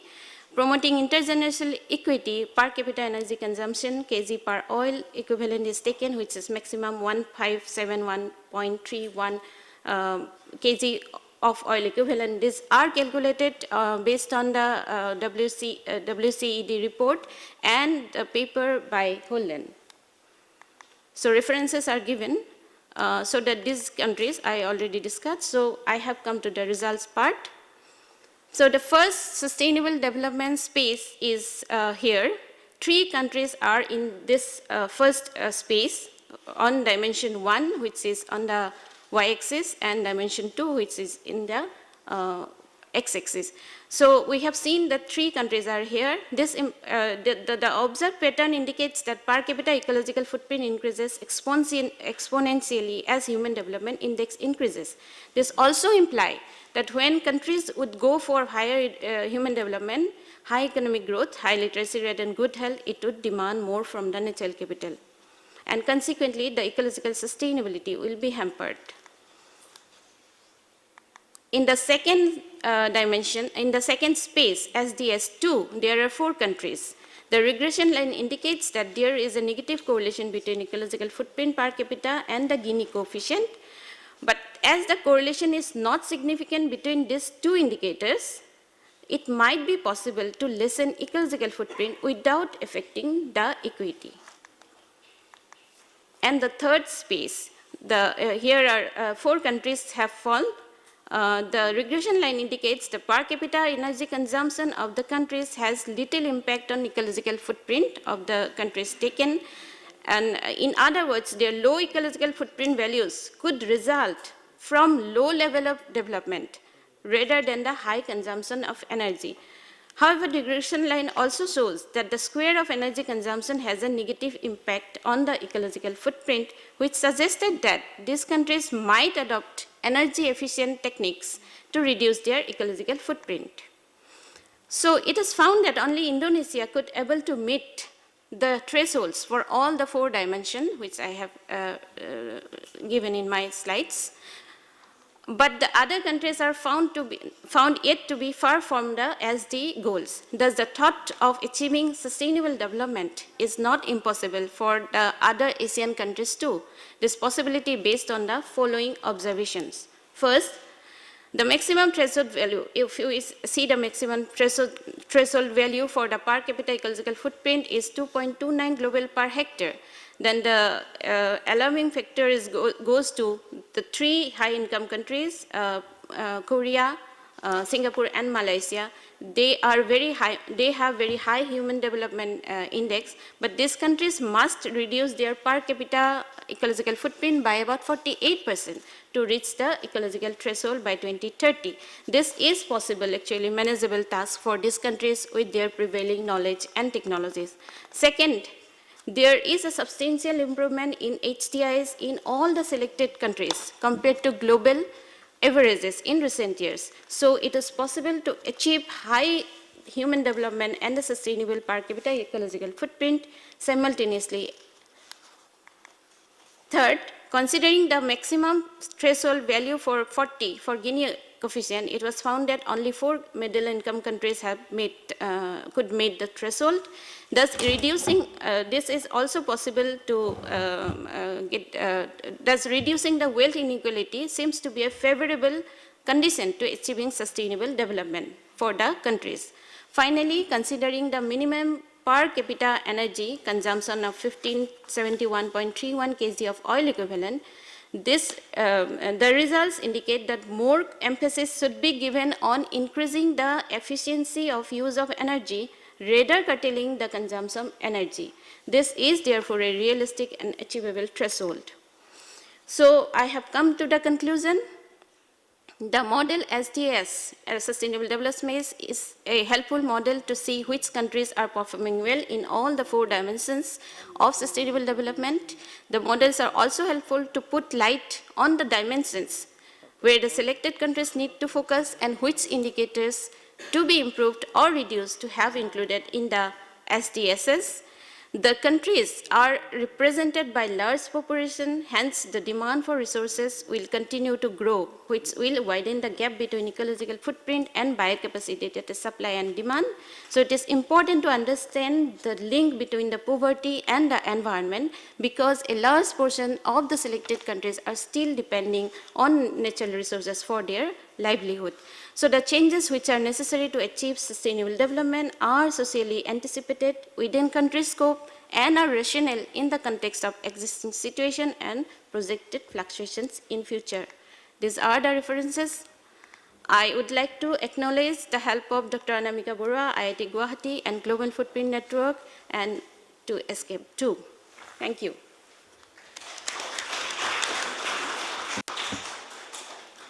Thank you very much, Dr. Kataniar. You did bring us back to what is historical, I think, the seminal work on analyzing sustainable development, but now bringing it to our attention.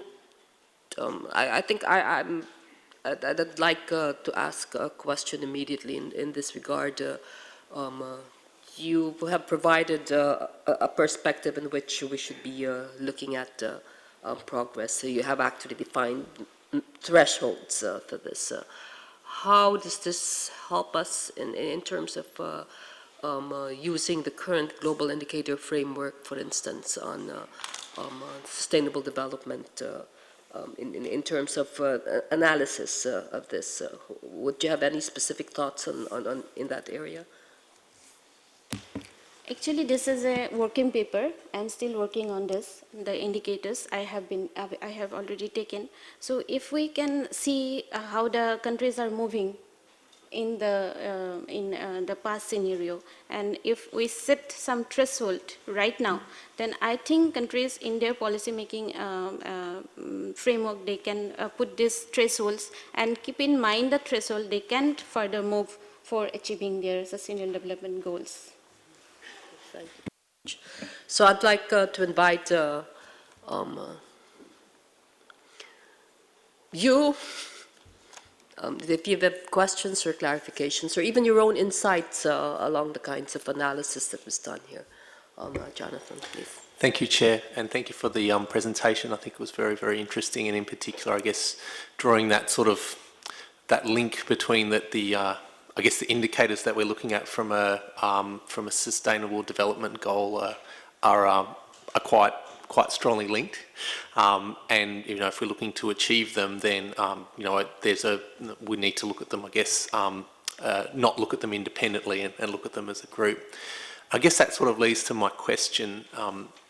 In terms of policy and how information like this could be used by people who are setting policy, are you making any sort of suggestions about, I guess, if there's any causal links here, like in the sense that you talked about the linkage between like the ecological development and poverty.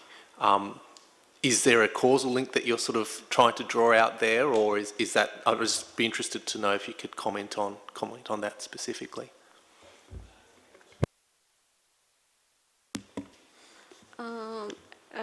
Actually, at this moment, I am not in that position to comment on the, since it is, I have already said that it's only a working paper, and suggestions are actually welcome at this stage.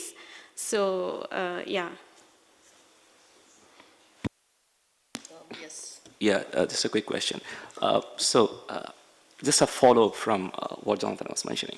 So I saw a regression equation, right? So what was explaining what? I mean, I know it's not a causality question, but what was explaining what? I mean, just to understand.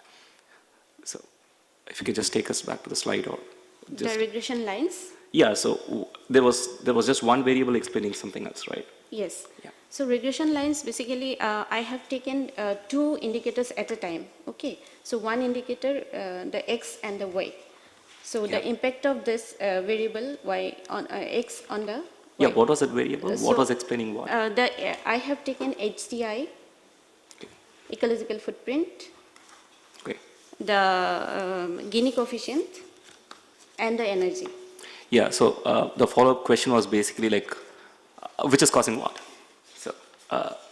So in every diagram, actually, if I have the slides, actually, I can share with you. Sure. So in every, when I have taken, in the first, for example, in the first Sustainable Development Space 1, there are the HDI in the y-axis, in the x-axis, and on the y-axis, these are the ecological footprints units are taken.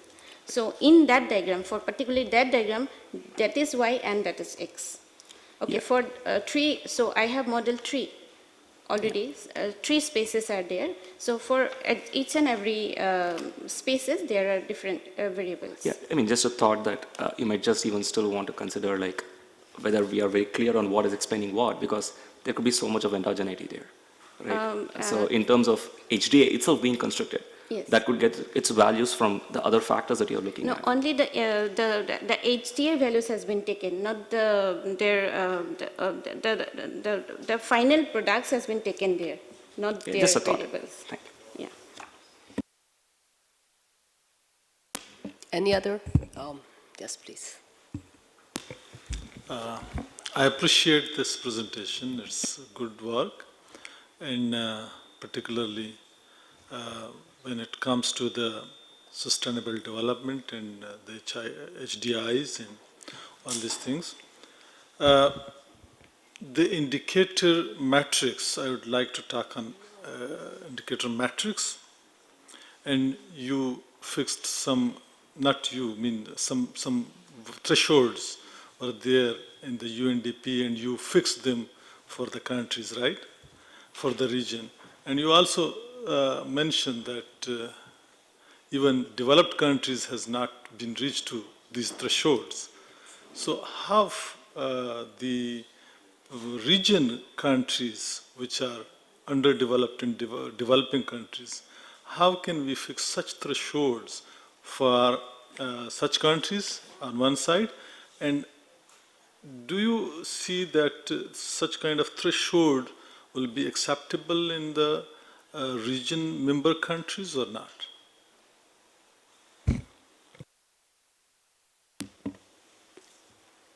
These thresholds are actually set by the model which has been provided by the Brundtland report and the paper which I have given the reference. So after that, actually my intention was to see whether, means we generally talk that this is environmentally very high developed countries, but their environment, natural capital has not been taken care of. Or we say that this is a poor country, means poor means economically not very good, but their environment is intact. So in that case, if one country, suppose for example India, it's very naturally very rich, but their poverty level is still very, means alarming. It's not very, we have not achieved to control the poverty 100%. So yes, at the same time, we have already degraded some of our natural capital. But if we set this type of model, we can see that if there is some possibility to still increase our ecological footprint, to actually get social sustainability. So this type of models will be useful, may be helpful for answering this type of questions. I'll probably add to that as well. Some of the charts that I showed you about the regional assessment of progress. We did, in order to be able to carry out that kind of assessment, we made assumptions about what for the many indicators or targets for which there were no specific target values, we made assumptions and generated some of that. For many of the, on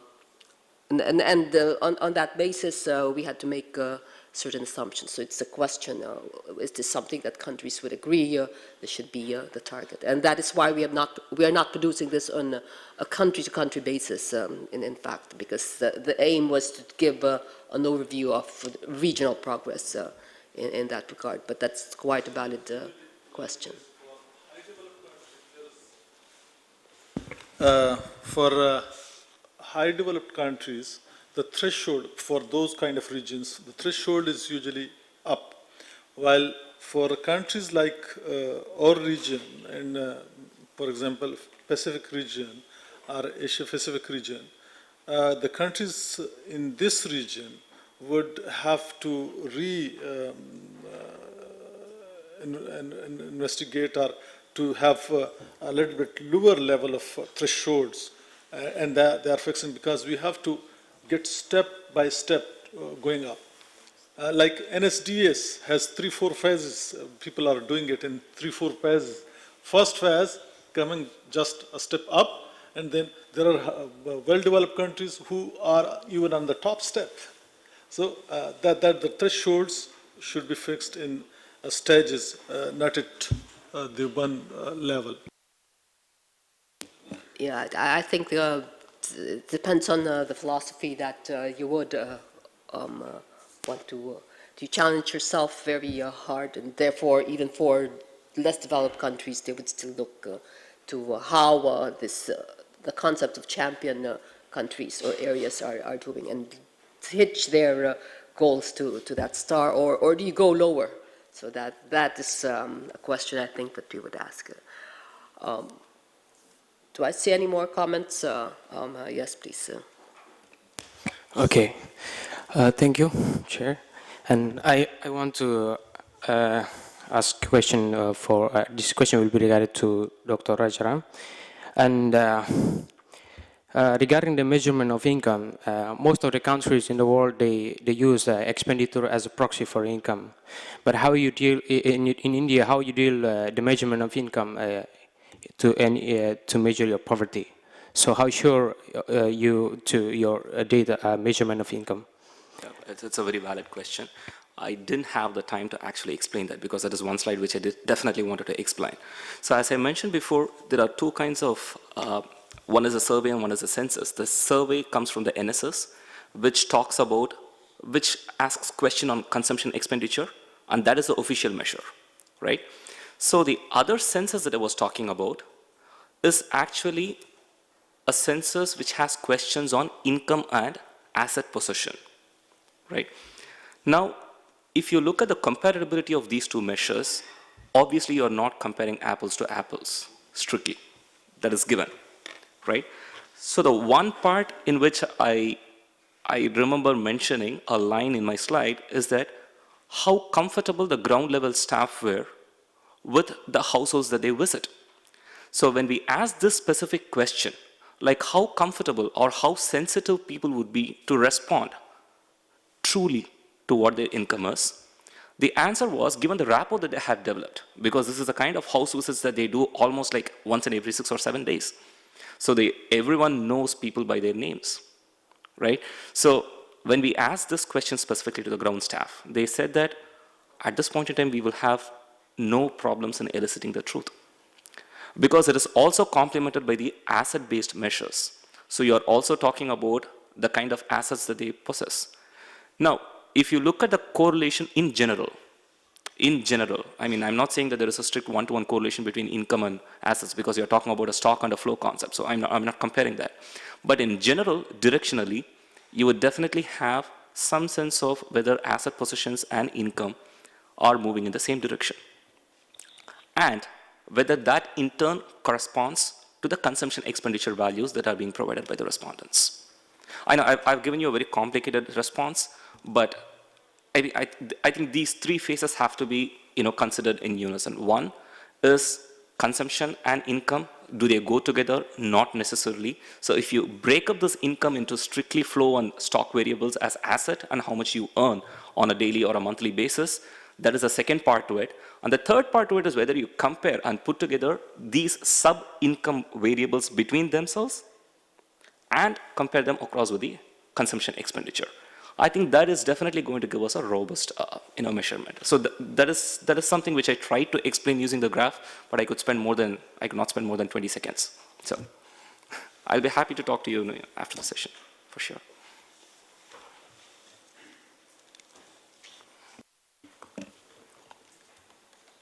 Okay, since I don't see any more hands raised, I think we can close this session.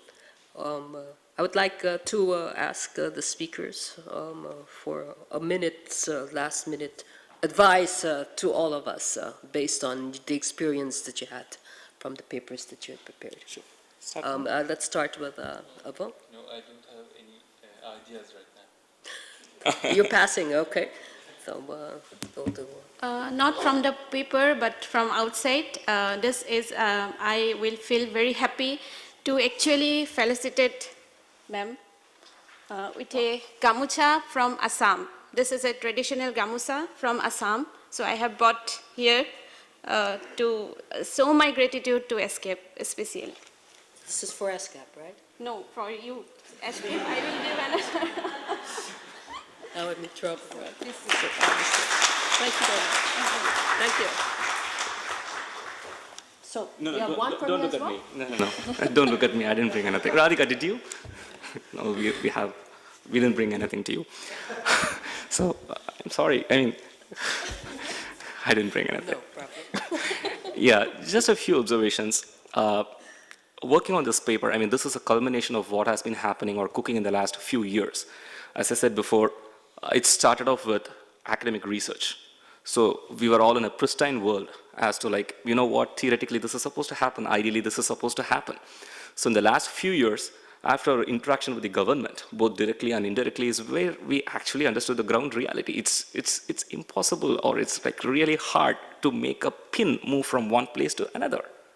There is so much resistance, right? Naturally so. If somebody is doing something for the last 15 years, and if you ask him or her to do something different, obviously it's going to be faced with resistance. But the point here is, are we in a position to articulate enough that if you move something from one place to another, the benefits is like something which you could not have even dreamt of, then that is something I would call a success both from academicians and policymakers alike. So in that regard, I would probably feel that if organizations like ESCAP, which is the governing body for doing things like this, if they're able to disseminate the benefits of the changes that comes from policymakers and academicians alike, and try to synthesize that and then present it to, to the government, as well as to the public in general, then I think a lot more could be achieved. Rather than then having these as just academic papers, I think a lot more of them would be converted to actual implementation. So that's my earnest request. Yeah, sorry. In line of Korea. So I am also not from the official or at the ministry level, so I am at the research level here. So I have already set a model, and I would like to develop the studies further. So I am also looking for some helping hand or carrying out my studies. Yeah. Yes, sir. Now my idea came. I remember the thing that Human Development Index on this year's publication had another minor revision, and this is the fourth minor plus major revisions that I know of Human Development Index. The composite indicators have this problem. I mean, comparability among locations across time and locations is always being subject to revisions. That's why there are also indicator sets. I just wanted to mention that. Thank you.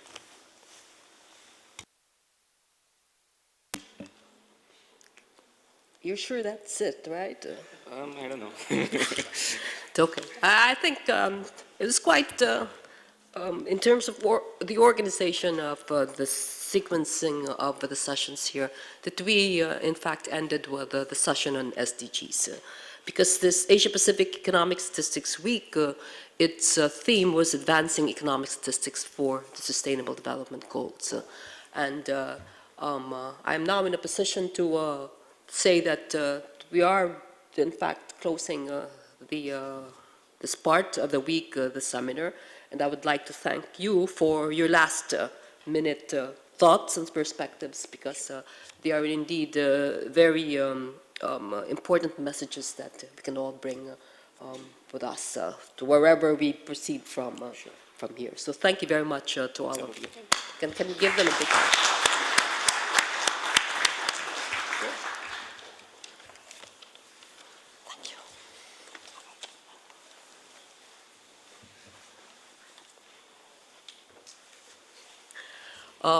Yes, thank you so much.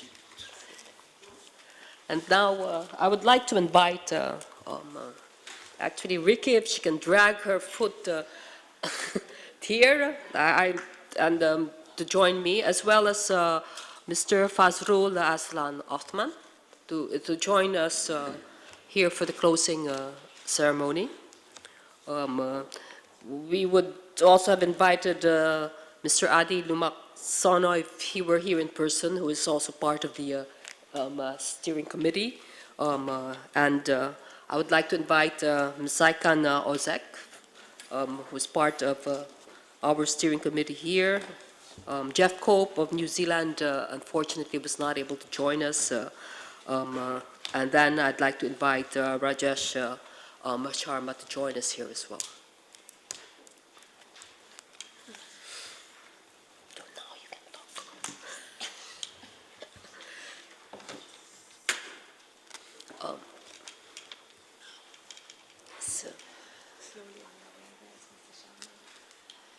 Yeah, I did ask. Oh. You're there. Yes, there she is. Yes. At the beginning of this seminar, we actually heard Mr. Othman thank ESCAP for organizing this, and for that I would like, in fact, to thank you because you recognized all of the staff who worked very hard within ESCAP on making sure that all of you are here and all of the papers were prepared and reviewed and facilitated the work of the members of the task force for the Asia Pacific Economic Statistics Week. The person who led this was Rike, and I think at the very least, let us give her a very sound round of applause.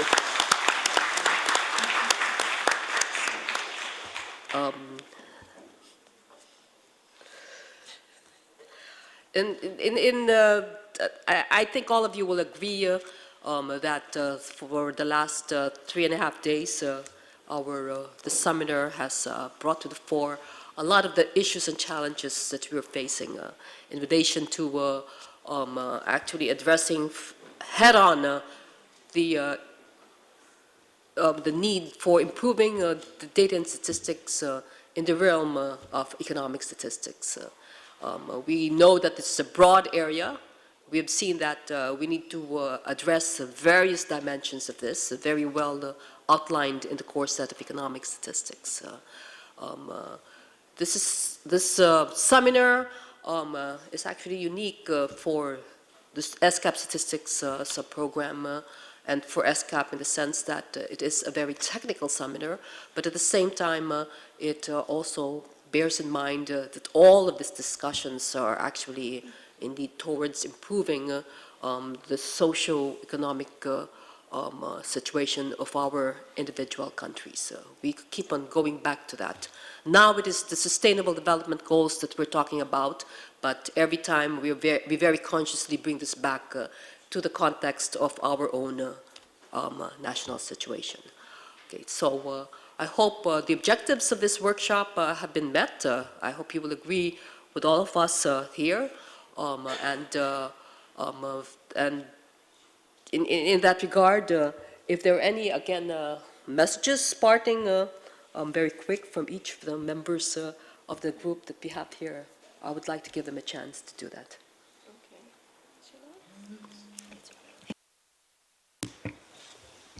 Hello, this is the end of the Statistics Week. I would like to make a few remarks on that.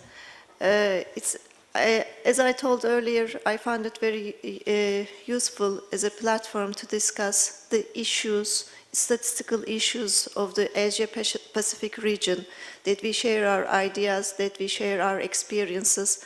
Also, we discuss the issues, new issues in statistics, like big data and like SBRs, etc.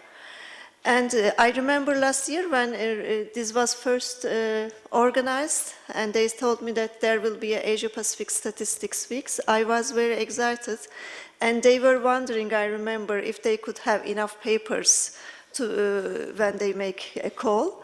Now this year I see that we have more than enough papers. It was not easy to select the papers. I would like to thank you all for your participation and for your enthusiastic work. And next year we also want more papers. Thank you.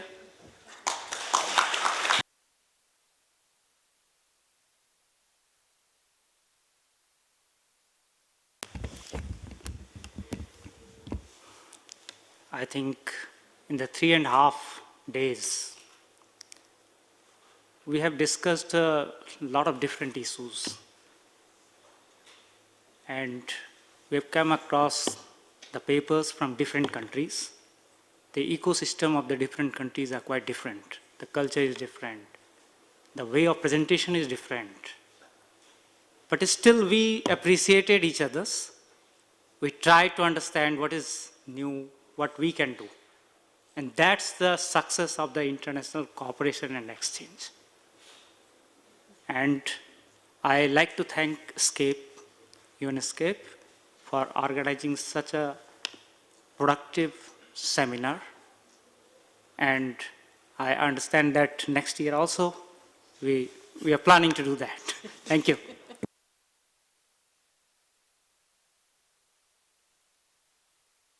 Okay, thank you. I'd like, first of all, as the lead task for this, I'd like to thank everybody, especially UNSCAP and the commitment from Ricky and Nixie and everybody here. And this co-chairs, Akan and Rajesh, are helping a lot. And we are here for 3.5 days looking at 38 papers. One of the things is part of differences of the statistical system in the country itself is the sharing of it, because each and every country has different background of the NSOs and at different level of development. So what here is not is showcasing that we are superior or better, no. It's just that some of the things that have been highlighted is the mistakes that we have done that should not be under the trap of those who are still developing it. Sometimes it is good to have everything. As I said earlier, it's good to have everything, but look at the needs at that point of time, rather than going into very big, ambitious and big project. But at the end, you only need a little bit of it. That is not about showcasing. As I said earlier, it's not about saying that we are better, but we are sharing some of the mistakes that we made and the length of time to develop some of the small things to be taken into considerations, and all new things that coming in. I really appreciate from Indonesia using a lot of technical stuff, looking at various angles of how to improve the statistics itself.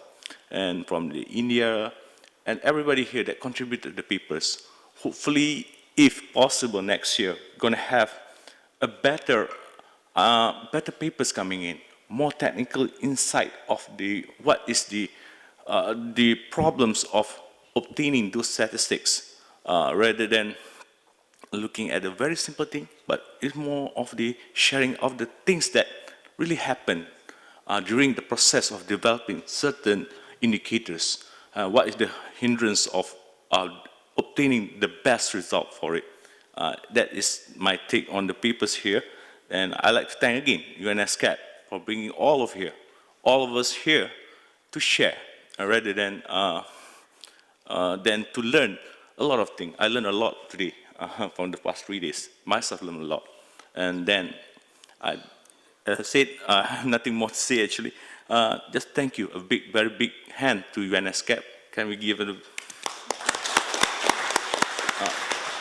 thank you very much.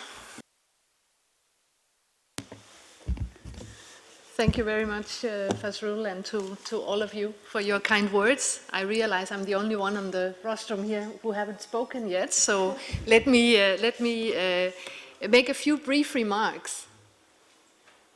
Yes, let me make a few brief remarks that actually picks up on some of your comments, Fazrul, because what we have all been doing this week is something we've done together, and it gives me a really warm feeling that that what has been shown here is activities by all of us in each country in this very large region, among international development partners, donors, etc. I mean, we are all putting to the plate our very practical experiences and the issues we are facing in our day-to-day work.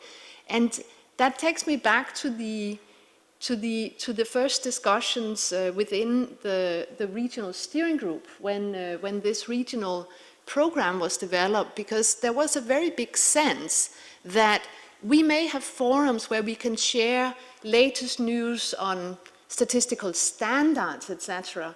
But everyone was agreeing there was a gap when it came to what is it really that each of us have problems with in our day-to-day work with implementing these standards. And I think that this year, even more than last year, this is really what we are seeing in the papers, and it's something that adds value to what we see in other seminars across the world. I want to also note particularly in terms of what's going to happen next year, I want to thank the many international partners and our donors also for getting us here. In the room are 3 of the organizations that have been, 4 of the organizations that have been with us from the beginning in this program, which is the South Pacific Community, as well as IMF, UNSD, and ADB, and also the main contributor in terms of funding for being able to organize this week, which is DFID. So I really would like us all to give them a big hand as well.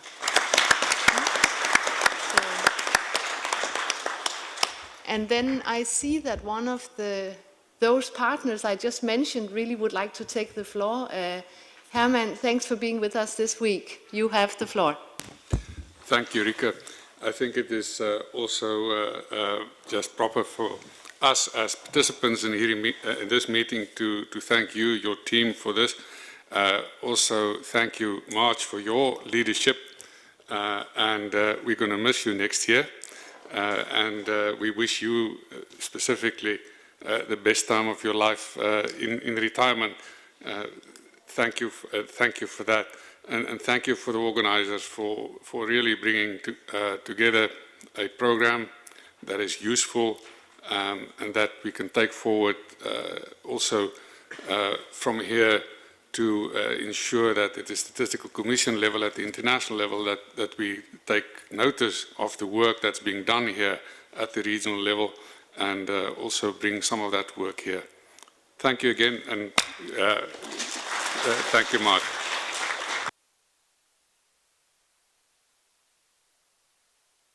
So with that, bon voyage, but I think many of you are still staying on for this afternoon's activities as well as tomorrow's activities. For the rest of us, let's enjoy the time in Bangkok until the next time that we meet. Okay. So thank you very much. Okay. On that note, this is the last administrative announcement of this seminar, I can promise you, maybe not for the week. But in terms of the, which is relevant for all of you, please do not leave the room without handing in a completed evaluation questionnaire. You should have the evaluation forms in front of you, all of you, correct? Yes, good. And the second point, for those of you who are participating in the project support meeting this afternoon, we are going to move to another building and we will take you there. So for that purpose, please be outside this room at 10 minutes to 2 o'clock. And my colleague Emma, whose hand is up now, Emma, yeah, she will be the one telling you where to go. Okay, so safe travel for those of you who are leaving us today.